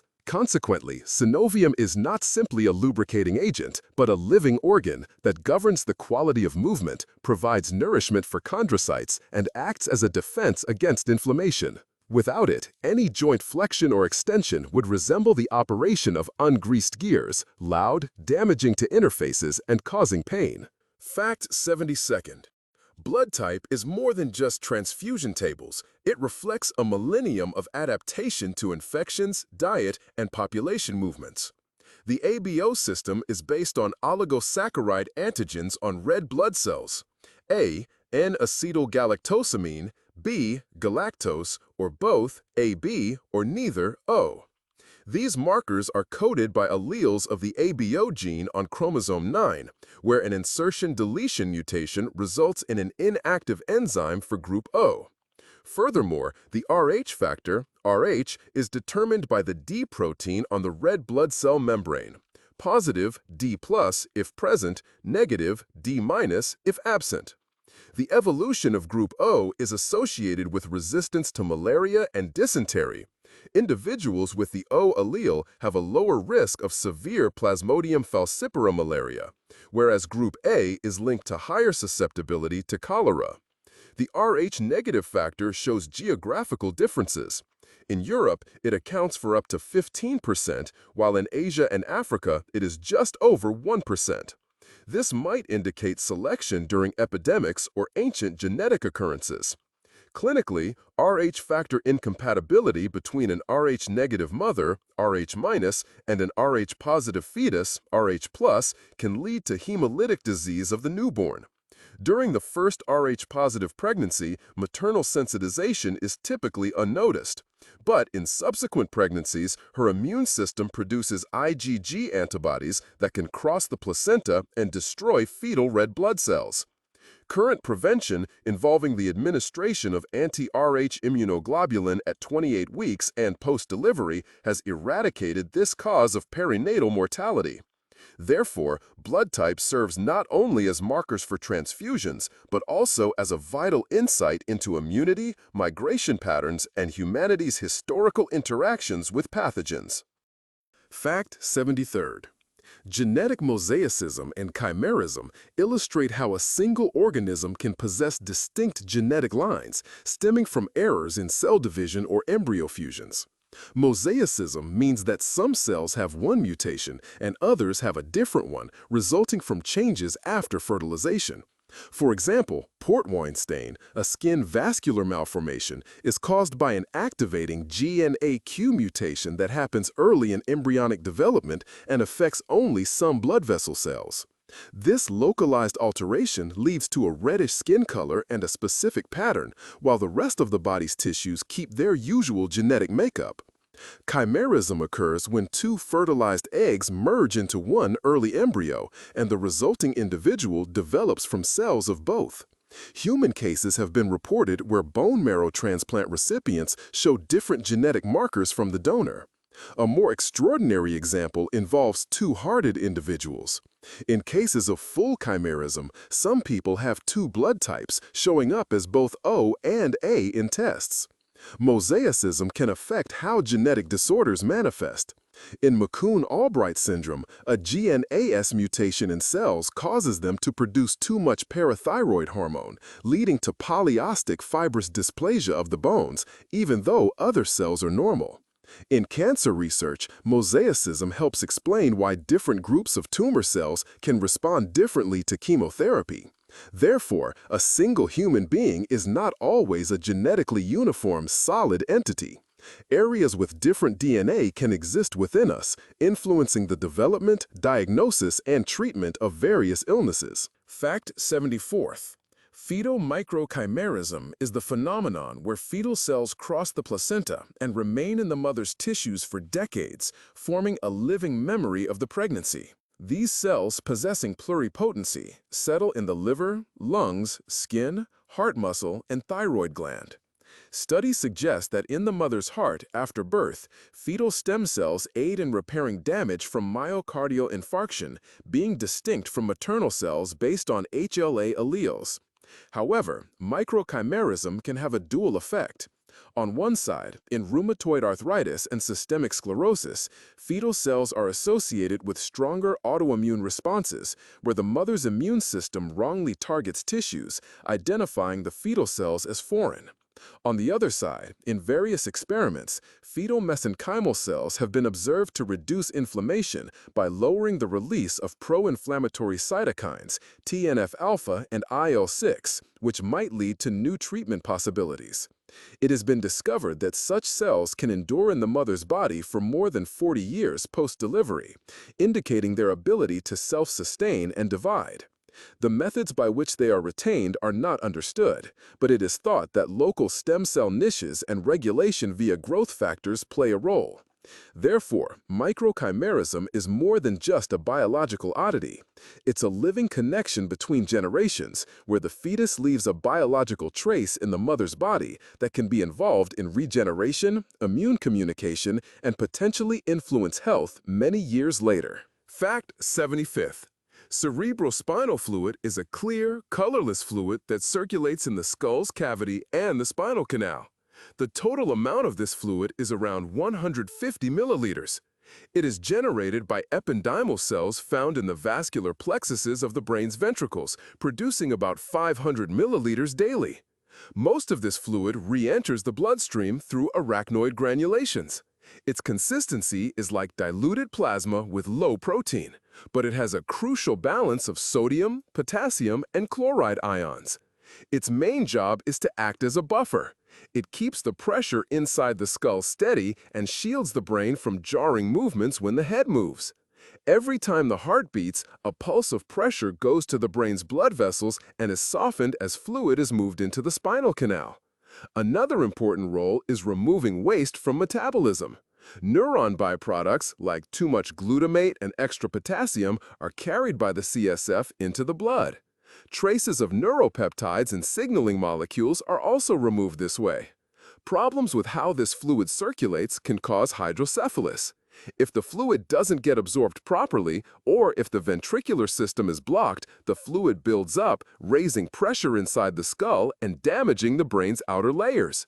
Doctors use lumbar punctures to measure pressure and analyze the CSF to find infections like meningitis, bleeding, and diseases that damage nerve coverings.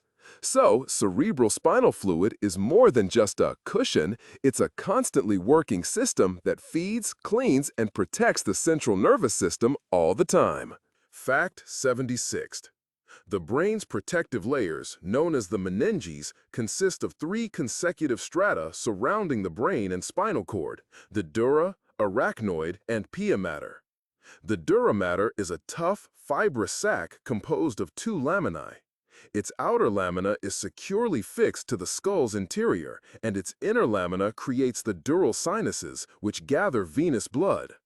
Situated below the dura, the arachnoid matter rests on elastic trabeculi with a thin fluid layer in the subdural space between them.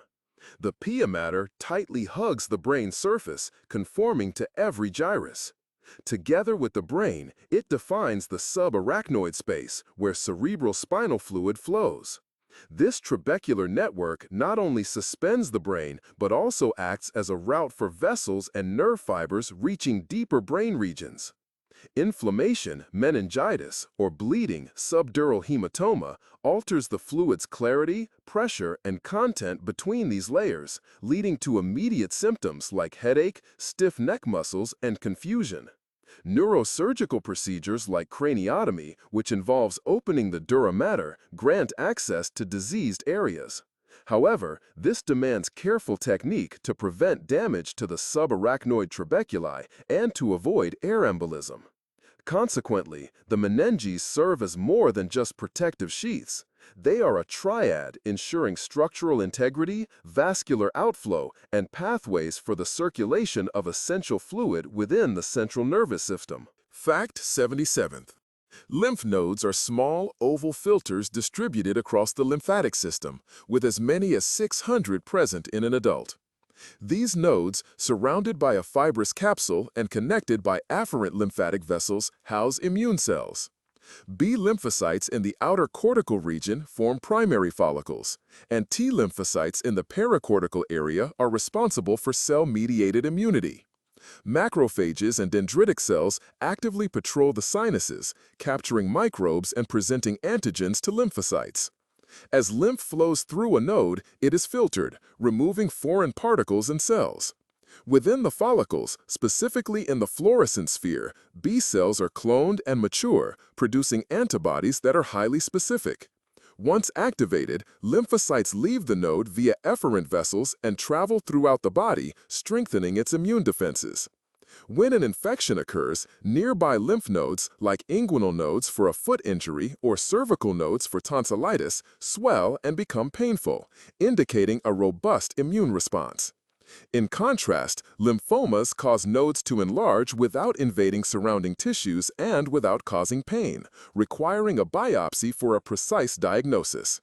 Consequently, lymph nodes serve as more than just passive points in lymph circulation. They are miniature centers for immune cell education, antibody production, and surveillance, constantly distinguishing self from non-self in the continuous flow of lymphatic fluid. Fact 78. Neutrophils are the most abundant type of white blood cell, accounting for 60% of all leukocytes. They are the initial cells to arrive at an inflammatory site. Their development occurs in the bone marrow from myeloid progenitor cells, progressing through myoblast and promyocyte phases before mature granulocytes are released into circulation. Within their cytoplasm are hundreds of granules of two distinct types.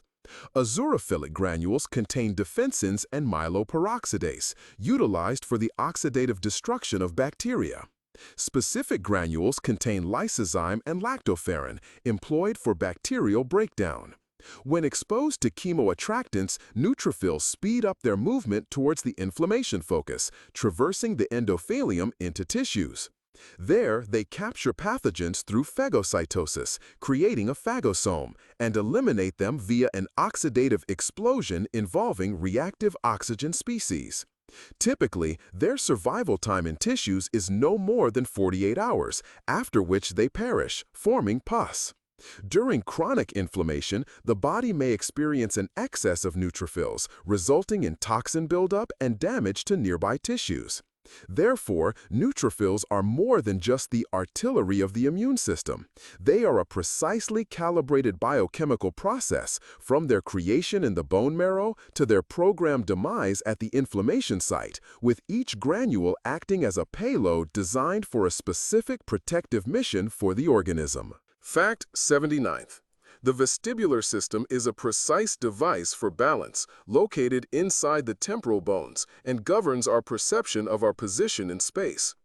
It consists of two parts, a group of semicircular canals and two enlarged sacs, the utriculus and the sacculus. Each of the three semicircular canals is positioned in its own plane, frontal, sagittal, and horizontal, and is filled with transparent endolymph.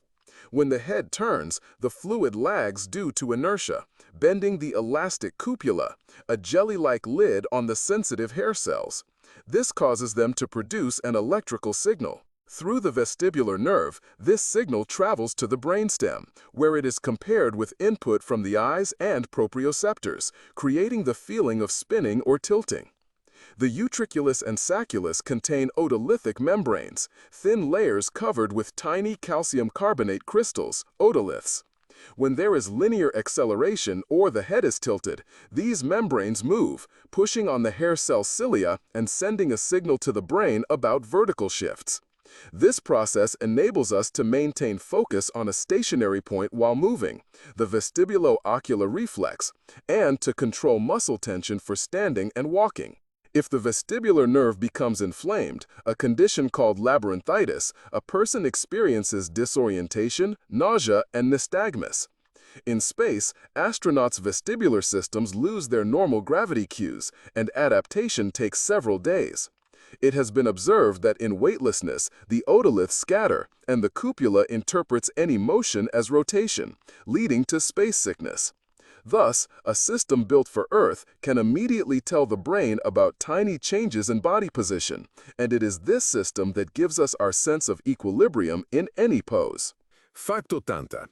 Propriocezione within muscles and joints acts as an unseen navigation system, enabling us to walk without watching our steps and to grasp small items while maintaining visual and action continuity. The primary receptors involved are muscle spindles and Golgi tendon organs.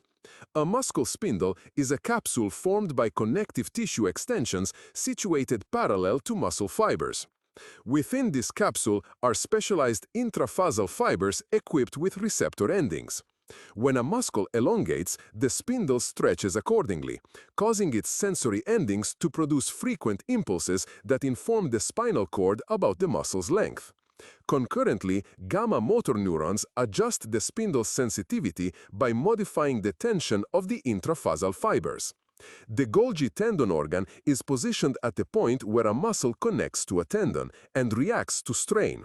During significant loads, the collagenous strands within the capsule press upon the receptor endings, transmitting an inhibitory signal to the relevant muscle's motor neurons, thereby preventing tearing. These two systems operate cooperatively. Spindles track length, while Golgi organs monitor tension. Signals transmitted through IA and IB afferents reach the posterior horns of the spinal cord.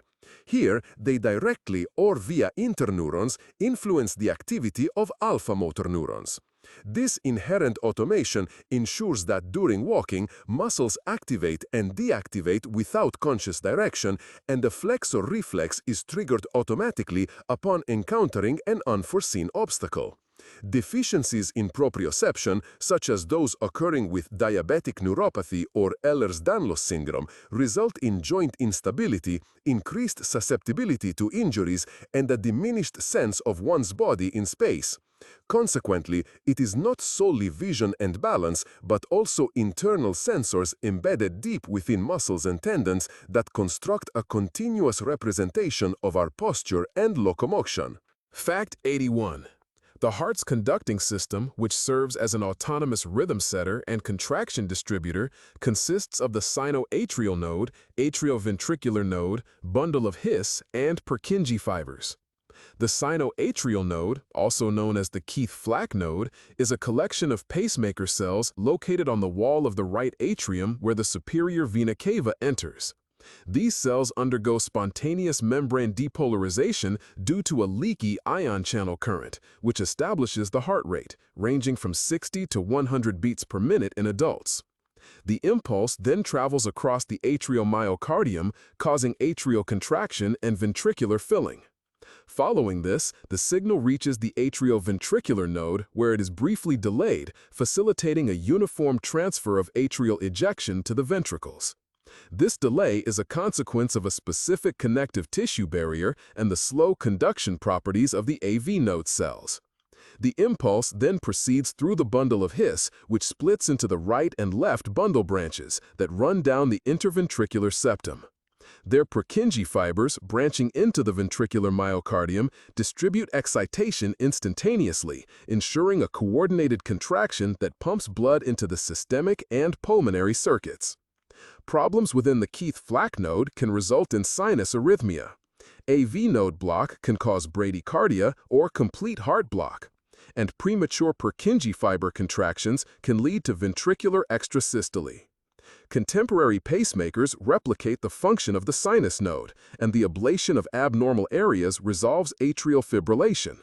Consequently, each second of life is governed by a tiny network of conducting cells operating unconsciously, yet ensuring the accuracy and synchrony of the heart's mechanical function. Fact 82. The human skin hosts a large community of microorganisms known as the skin microbiome. This community comprises hundreds of types of bacteria, fungi, and viruses that interact with one another and with our immune system. Specific ecosystems form on different body parts, including the face, scalp, underarms, hands, and feet. Propionibacteria are prevalent in oily regions like the forehead and chest. They process lipids from sebaceous glands and create an acidic environment. In damp areas such as the groin and armpits, Corynebacteria and Staphylococci are present, contributing to scent production by metabolizing apocrine secretions. Yeast-like Malassezia are common in the moist areas between the toes, while Streptococcus and Acinetobacter are found on the hands. These microorganisms create biofilms, which serve as a defense against pathogens and aid in maintaining the skin's barrier function by promoting the synthesis of antimicrobial peptides like defensins and catholidins. Nevertheless, dysbiosis, a disruption in the microbiome's balance, can result in dermatitis, acne, psoriasis, and eczema. For example, individuals with atopic dermatitis experience a decrease in bacterial diversity and Staphylococcus aureus becomes dominant, releasing toxins and intensifying inflammation. Emerging treatments, including probiotic and prebiotic creams and the transfer of healthy microbes, demonstrate potential for treating skin conditions by adjusting the native microflora. Consequently, our skin is not a sterile outer layer, but a complex, multi-tiered ecosystem shield where vast communities of bacteria and fungi provide protection and facilitate communication with the host cells. Fact 83rd. The pituitary gland, or hypophysis, is a small gland weighing approximately 1.5 grams that nevertheless manages all other endocrine glands. It is situated in the sella turcica of the sphenoid bone, attached to the hypothalamus by a thin stalk that carries regulatory hormones. The pituitary is divided into an anterior lobe, adenohypophysis, and a posterior lobe, neurohypophysis. The adenohypophysis produces and secretes 6 primary hormones: somatotropin, growth hormone, prolactin, adrenocorticotropic hormone, ACTH, thyrotropic hormone, TSH, follicle-stimulating hormone, FSH, and luteinizing hormone. Each hormone governs a specific axis. TSH controls the thyroid gland, ACTH controls the adrenal cortex, FSH and LH manage reproductive functions, somatotropin influences tissue growth and metabolism, and prolactin affects lactation and immune functions.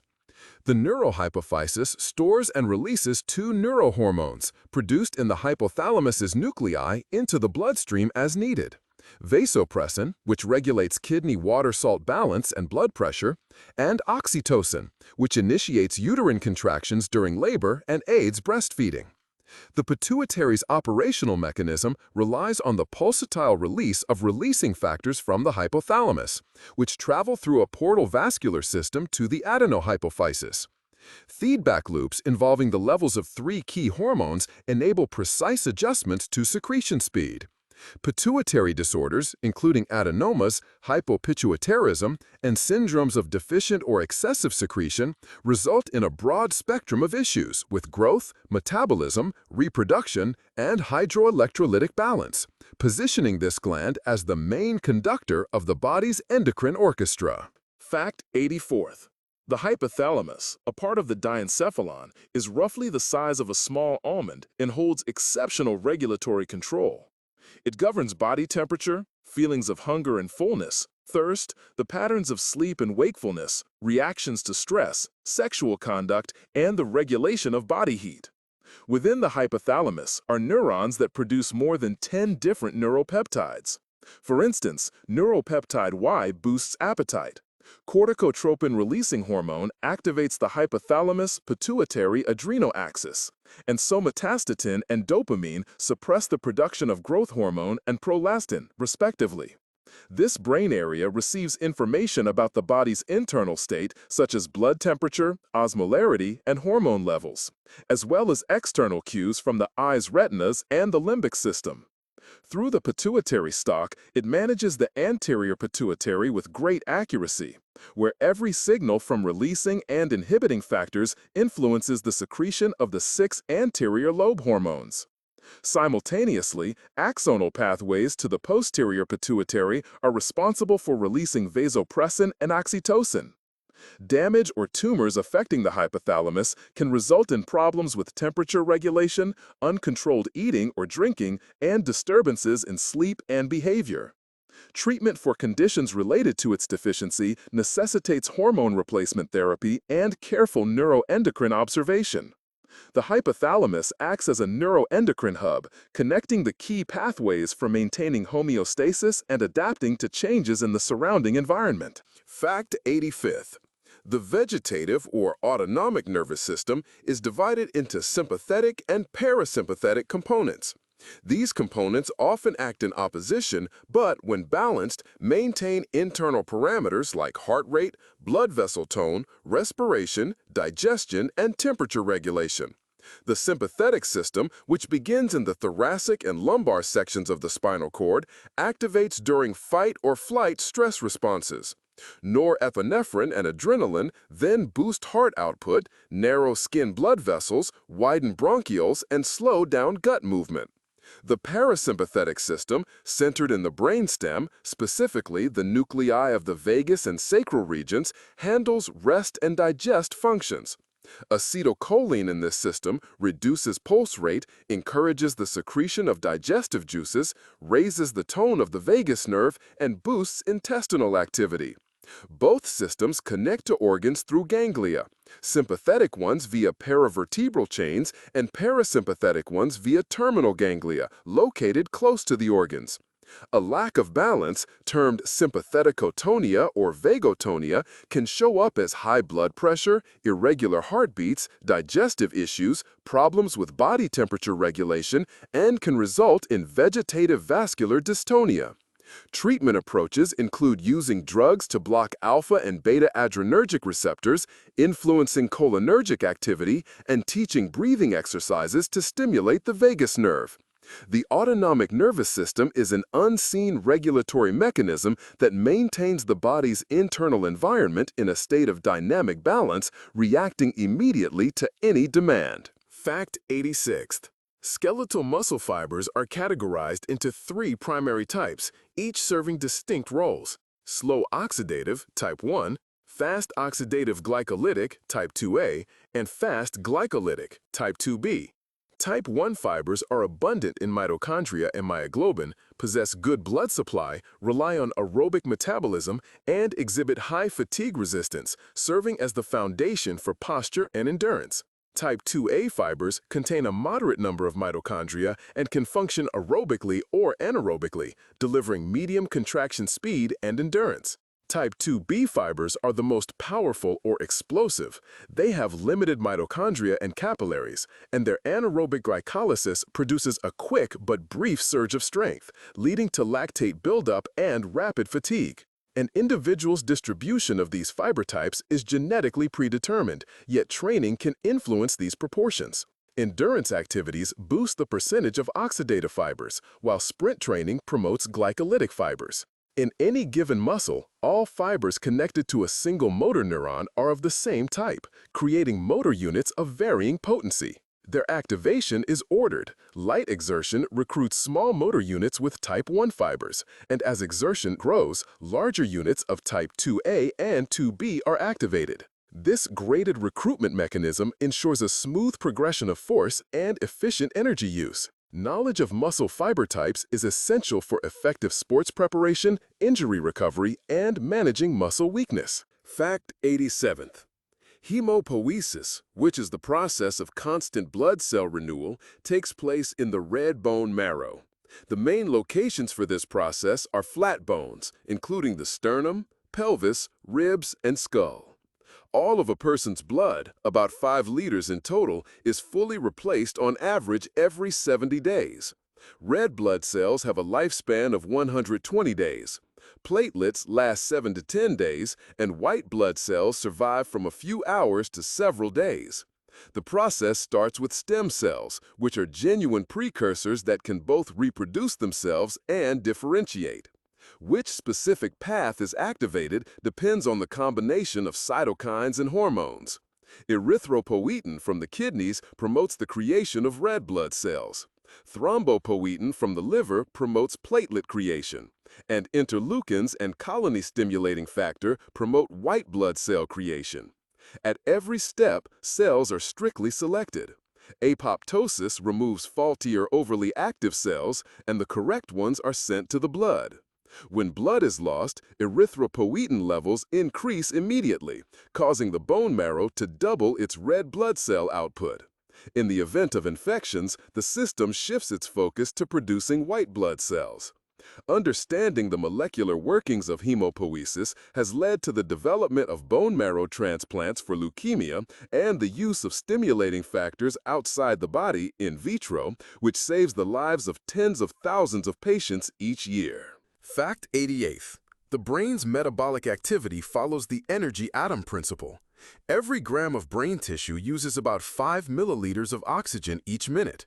The entirety of the central nervous system requires almost 20% of the body's total oxygen and glucose intake. Neurons cannot store glycogen, so they rely on a continuous blood supply. Even a 10% decrease in blood flow causes cognitive problems within seconds. Blood moves nearly twice as slowly through brain capillaries as it does in other tissues, which allows for more thorough gas saturation.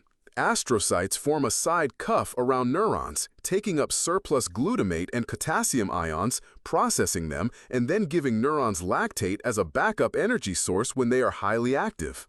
Microglia patrol the spaces between cells, consuming small debris and maintaining homeostasis.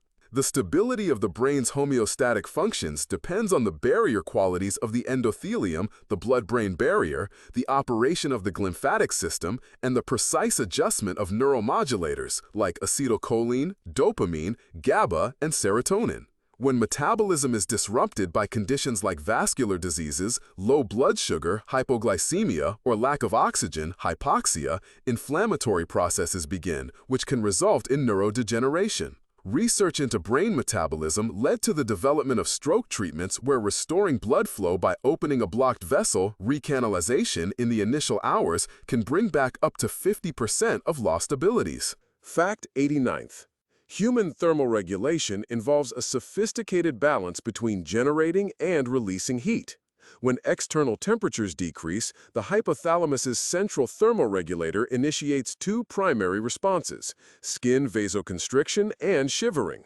Shivering is an involuntary, rhythmic contraction of muscles that can effectively double the body's heat output.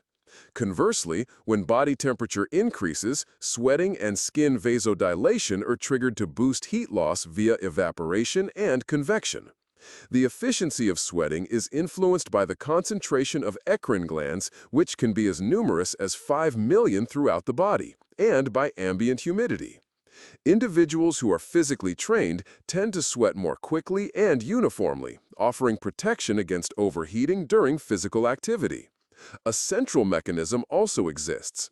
Certain substances, such as pyrogens, target receptors in the hypothalamus, elevating the body's target temperature, which results in fever during infections. Acclimatization to cold and heat modifies the activation thresholds for thermoregulatory responses. Consistent exposure to cold causes shivering to commence at lower temperatures, while in hot conditions, sweating is initiated sooner. Dysfunctions in thermoregulation associated with conditions like hypothyroidism, diabetes, or damage to autonomic centers pose significant risks of heat stroke or hypothermia. Consequently, over millions of years of evolution, humanity has successfully developed one of the most adaptable and broadly applicable protective mechanisms. Fact 90. Beyond mechanoreceptors, the skin possesses sensory systems comprising thermoreceptors and nociceptors, organized into distinct networks. Pain and temperature are transmitted by thin, unmyelinated C fibers at speeds reaching 1 meter per second. Conversely, quicker, myelinated A-delta fibers transmit acute, pricking pain at speeds up to 20 meters per second. Receptors for cold, TRPM8, and heat, TRPV1, ion channels activate with minimal temperature shifts of a few degrees, enabling the perception of temperatures from 4 to 48 degrees Celsius. Nociceptors, identified as free nerve endings, react to mechanical, thermal, and chemical irritations. When tissues are damaged, they are triggered by cell-released substances like prostaglandins, serotonin, and bradykinin, sending signals to the spinal cord. These signals then proceed to the thalamus and sensory cortex. In these brain regions, pain perception is generated, and antinociceptive systems, including endorphins, enkephalins, and neuropeptide Y, are engaged. These endogenous opiates diminish the transmission of pain signals within subcortical structures and the reticular formation. This mechanism permits the body to maintain a balance between defensive responses and the functional integrity of the injured site. Consequently, the skin serves not merely as a barrier, but as an intricate, layered organ of sensation and self-regulation, providing immediate danger alerts to the brain and activating protective measures. Fact 91. At the core of neurocommunication is the synapse, a small space between the axon terminal of one neuron and the dendrite of another. The presynaptic terminal contains vesicles packed with neurotransmitters, which are messenger molecules such as glutamate, gamma-aminobutyric acid, GABA, dopamine, serotonin, and acetylcholine. Upon receiving an electrical impulse, calcium channels in the axon open, permitting calcium ions to enter. This influx causes vesicles to move to the membrane and fuse, releasing their contents into the synaptic gap.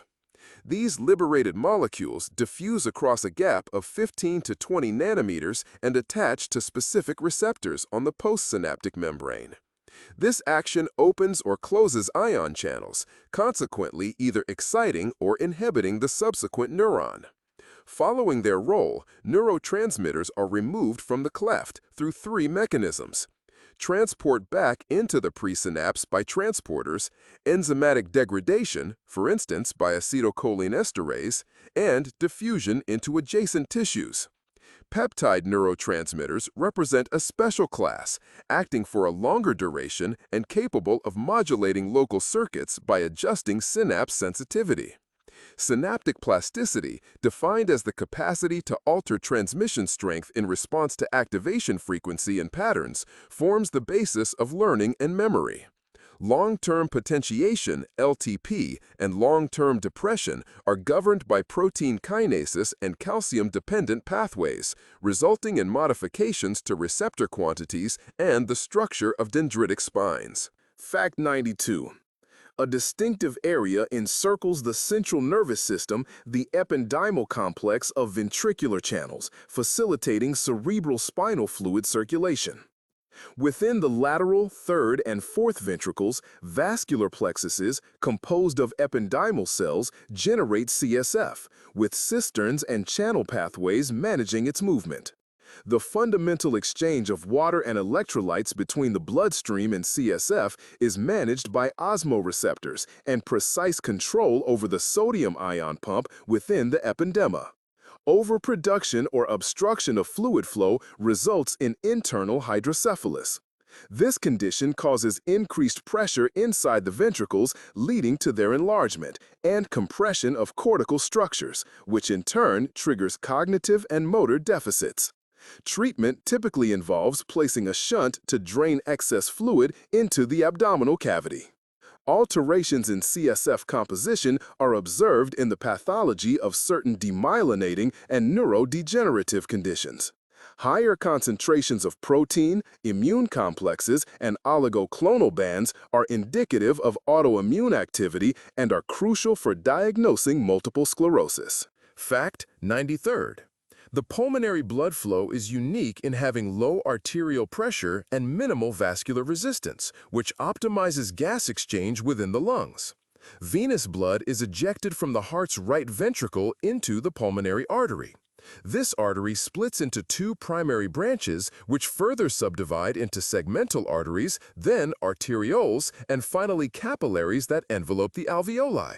At this point, the partial pressure of carbon dioxide in the blood exceeds that in the alveolar air, leading to its diffusion outwards. Simultaneously, oxygen from the air enters red blood cells attaching to the heme in hemoglobin. The oxygen dissociation curve's logarithmic characteristic allows red blood cell saturation to reach 99% when alveolar PO2 is normal. Once saturated, the blood travels back through the pulmonary veins to the left atrium, delivering oxygen to the arterial system.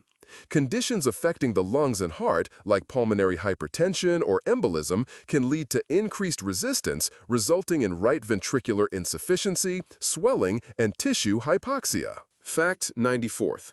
An artery's wall is made up of three layers: the intima, the media, and the adventitia. The intima, which is the inner layer, is made of endothelial cells. These cells generate nitric oxide and prostacyclins. These substances control the tension of smooth muscle cells and stop blood clots from forming. The media, the middle layer, has smooth muscle cells and elastic fibers. These give the artery its flexibility and its ability to narrow and widen. This narrowing and widening is controlled by the autonomic nervous system and hormones. The adventitia, the outer layer, is made of collagen fibers. It also contains nerve fibers and the small blood vessels of the adventitial network known as vasa vasorum. These vasa vasorum supply nourishment to the artery wall itself. When atherosclerosis occurs, fats and inflammation cells enter the intima. They form plaques that make the artery narrower and can cause blood clots. To cope with this, the media might get thicker to balance out higher blood pressure. Current treatments involve procedures like stenting, using ultrasound to break down plaques, and taking medications called statins. Statins help make plaques more stable and lower the chances of having a heart attack or stroke. Fact 95th. Telomeres, serving as protective caps at the ends of chromosomes, are crucial for cellular aging and regeneration. Each DNA replication cycle fails to completely copy the end segments, and without compensatory mechanisms, chromosomes would shorten, resulting in the loss of genetic data. The enzyme telomerase, comprising reverse transcriptase and an RNA template, is responsible for adding the T-tag GG tandem repeats at human chromosome ends. Telomerase activity is high in embryonic and stem cells, contributing to their longevity and proliferative capacity. As organisms age, telomerase is typically deactivated in most somatic cells, causing telomeres to shorten by 200 to 300 nucleotides per division. When telomere length drops below a critical threshold, senescence or apoptosis is initiated. This genetic safety mechanism prevents uncontrolled cell division, oncogenesis, but restricts tissue regenerative capacities. Cancer cells often exhibit reactivated telomerase or employ alternative methods to lengthen their telomeres, enabling indefinite proliferation. Studies involving telomerase modulation in mice have demonstrated a 10 to 15% extension of lifespan, though this also increases the risk of oncogenesis. Consequently, the equilibrium between aging and cancer is maintained through precise regulation of telomere length, acting as a cellular age counter. Fact 96. Autophagy, referred to as cellular self-eating, serves as a vital process for cellular cleanup and stress adaptation. Under conditions of nutrient deficiency or organelle damage, the mTOR signaling pathway becomes active. Suppressing this pathway triggers the creation of a phagosome, a vesicle enclosed by a double membrane. This phagosome captures faulty mitochondria, surplus protein clumps, or harmful bacteria. Subsequently, the phagosome merges with a lysosome, creating an autophagolysosome. Inside the autophagolysosome, digestive enzymes break down the captured material into amino acids, lipids, and carbohydrates. These resulting metabolites are then reintroduced into the cytoplasm, functioning as both energy sources and structural components. Autophagy plays a role in preserving the stable internal environment of neurons, blood cells, and liver cells by eliminating aged organelles and preventing the buildup of toxic accumulations. Insufficient autophagy is associated with conditions like Alzheimer's disease, Parkinson's disease, and obesity. Conversely, excessive autophagy can result in cell death during periods of ischemia. Studies in mice have demonstrated that activating autophagy, either through restricted feeding or by pharmacological means using rapamycin, led to a 15 to 20% increase in lifespan and provided protection against age-related deterioration. This indicates that a cell is not simply a passive storage unit, but an active processing center for self-renewal, with autophagy acting as the primary regulator of quality and a crucial energy provider during challenging periods. Fact 97th. The hemostasis system combines vascular reaction, platelet aggregation, and the coagulation cascade for immediate bleeding cessation. When the endothelium is damaged, thromboxane A2 and thromboglobulin are released and collagen is exposed. Platelets adhere to this subendothelium through von Willebrand factor, alter their shape, and release adenosine diphosphate, serotonin, and thromboxane, boosting aggregation. Simultaneously, the clotting cascade is activated. With a thrombin tramway, integer tran, and factor 12 present, factors XI, II, and 8 are activated in sequence. The resulting IXA-8A complex, along with factor X, forms a proconvertase. Within the foliate stream, the proconvertase changes factor X into XA. Together with factor V, it forms prothrombinase, which speeds up thrombin production from proconvertin. Thrombin, in addition to turning fibrinogen into fibrin, activates factor 13, which stabilizes the fibrin-fiber mesh and amplifies positive feedback by activating factors V and 8. This complex biochemical process quickly turns fluid plasma into a gel that seals the wound. Later, macrophages and fibroblasts repair the tissue. Impairments at any stage, such as hemophilia A due to factor 8 deficiency, hemophilia B due to factor I deficiency, or thrombin deficiency, cause spontaneous bleeding. Overactivation leads to thrombosis, strokes, and heart attacks. Hemostasis is more than just a reaction to wounding. It is an accurate biochemical symphony where each part must be played at the correct time. Fact 98. A unified axis, the hypothalamic pituitary stalk, is established by the neurosecretion of the hypothalamus and adenohypophysis. Releasing factors are produced by neurons within the suprachiasmatic and paraventricular nuclei. These factors travel to the adenohypophysis through the pituitary's portal vascular system. There, releasing hormones selectively stimulate or suppress the production of tropic hormones, including ACTH, TSH, FSH, LH, somatotropin, and prolactin.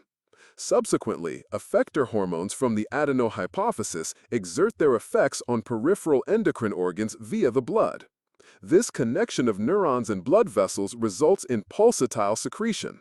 For example, ACTH is secreted in pulses once every hour and TSH twice daily.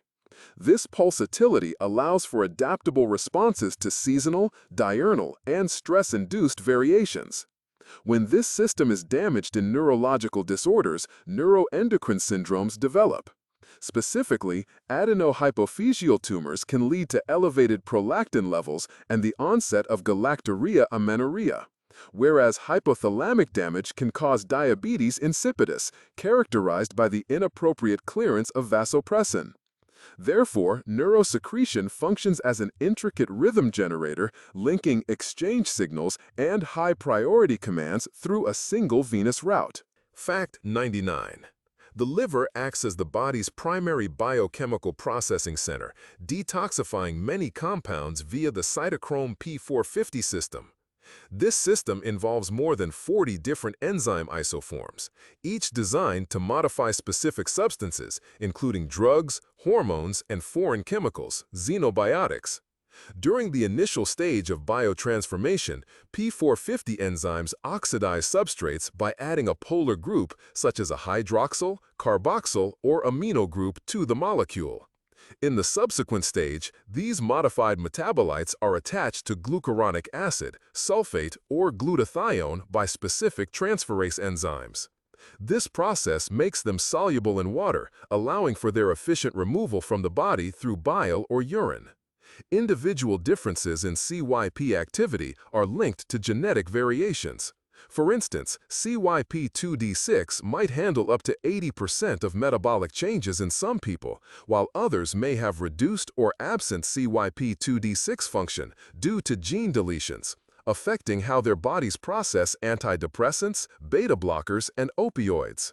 In addition to genetics, the activity of P450 enzymes is controlled by inflammatory signals like interleukin-6, which lowers the activity of most CYPs. Hormones such as glucocorticoids, which boost CYP3A4, and certain foods like grapefruit juice, which block CYP450 in the gut lining. When there's an overdose of poison or medication, the liver can increase the amount of its rough endoplasmic reticulum, where P450 enzymes are located, thereby boosting its detoxification power. However, long-term exposure can result in induced liver damage, where harmful intermediate products form, bind to liver cells, and cause oxidative stress and cell death. Conversely, drugs that block P450, such as ketoconazole or erythromycin, can lead to a buildup of other medications and cause toxic effects. Consequently, the cytochrome P450 system in liver cells is more than just a simple detoxification unit. It's a sophisticated mechanism that carefully manages the removal of foreign substances while minimizing the risk of creating harmful byproducts. The effectiveness and safety of drug treatments heavily rely on how well this system works. The endocannabinoid system serves as a universal regulator of homeostasis. It functions via endogenous cannabinoids such as anandamide and 2-arachidinoyl-glycerol, CB1 and CB2 receptors, and enzymes responsible for their synthesis and breakdown. CB1 receptors are predominantly found in the brain, including the hippocampus, basal ganglia, and cortex, and they control memory, mood, pain sensitivity, and motor coordination. CB2 receptors are mainly situated in immune cells and play a role in modulating inflammation and immune responses. Anandamide is synthesized in the postsynaptic membrane from phosphatidylinositol through the action of N-acylphosphatidylethanolamin hydrolase. It is released into the synaptic cleft and acts retrogradely by binding to CB1 receptors on the presynaptic membrane. This action decreases the release of excitatory neurotransmitters like glutamate or inhibitory ones like GABA, thereby influencing neuronal excitability and plasticity. 2-arachidinoyl-glycerol is produced from phosphatidylinositol via phospholipase C and diacylglycerol lipase. It functions similarly to anandamide but lasts longer and is more stable against hydrolysis by monoacylglycerol lipase. Anandamide is quickly broken down by fatty acid amide hydrolase, which allows for precise timing of signaling. The endocannabinoid system also regulates appetite by affecting the hypothalamus.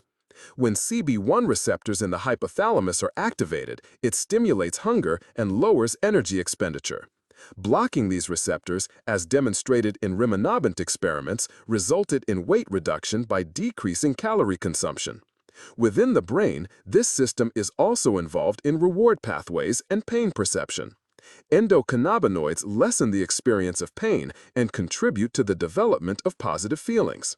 Consequently, the endocannabinoid system acts as an adaptable sensor and corrector for many physiological processes, ranging from immune reactions to cognitive abilities, ensuring a delicate balance between excitation and defense, hunger and fullness, and pain and comfort. Disruptions in this system are linked to neurological, mental, and metabolic disorders. Targeting CB1 and CB2 receptors presents opportunities for developing novel therapies for a broad spectrum of illnesses.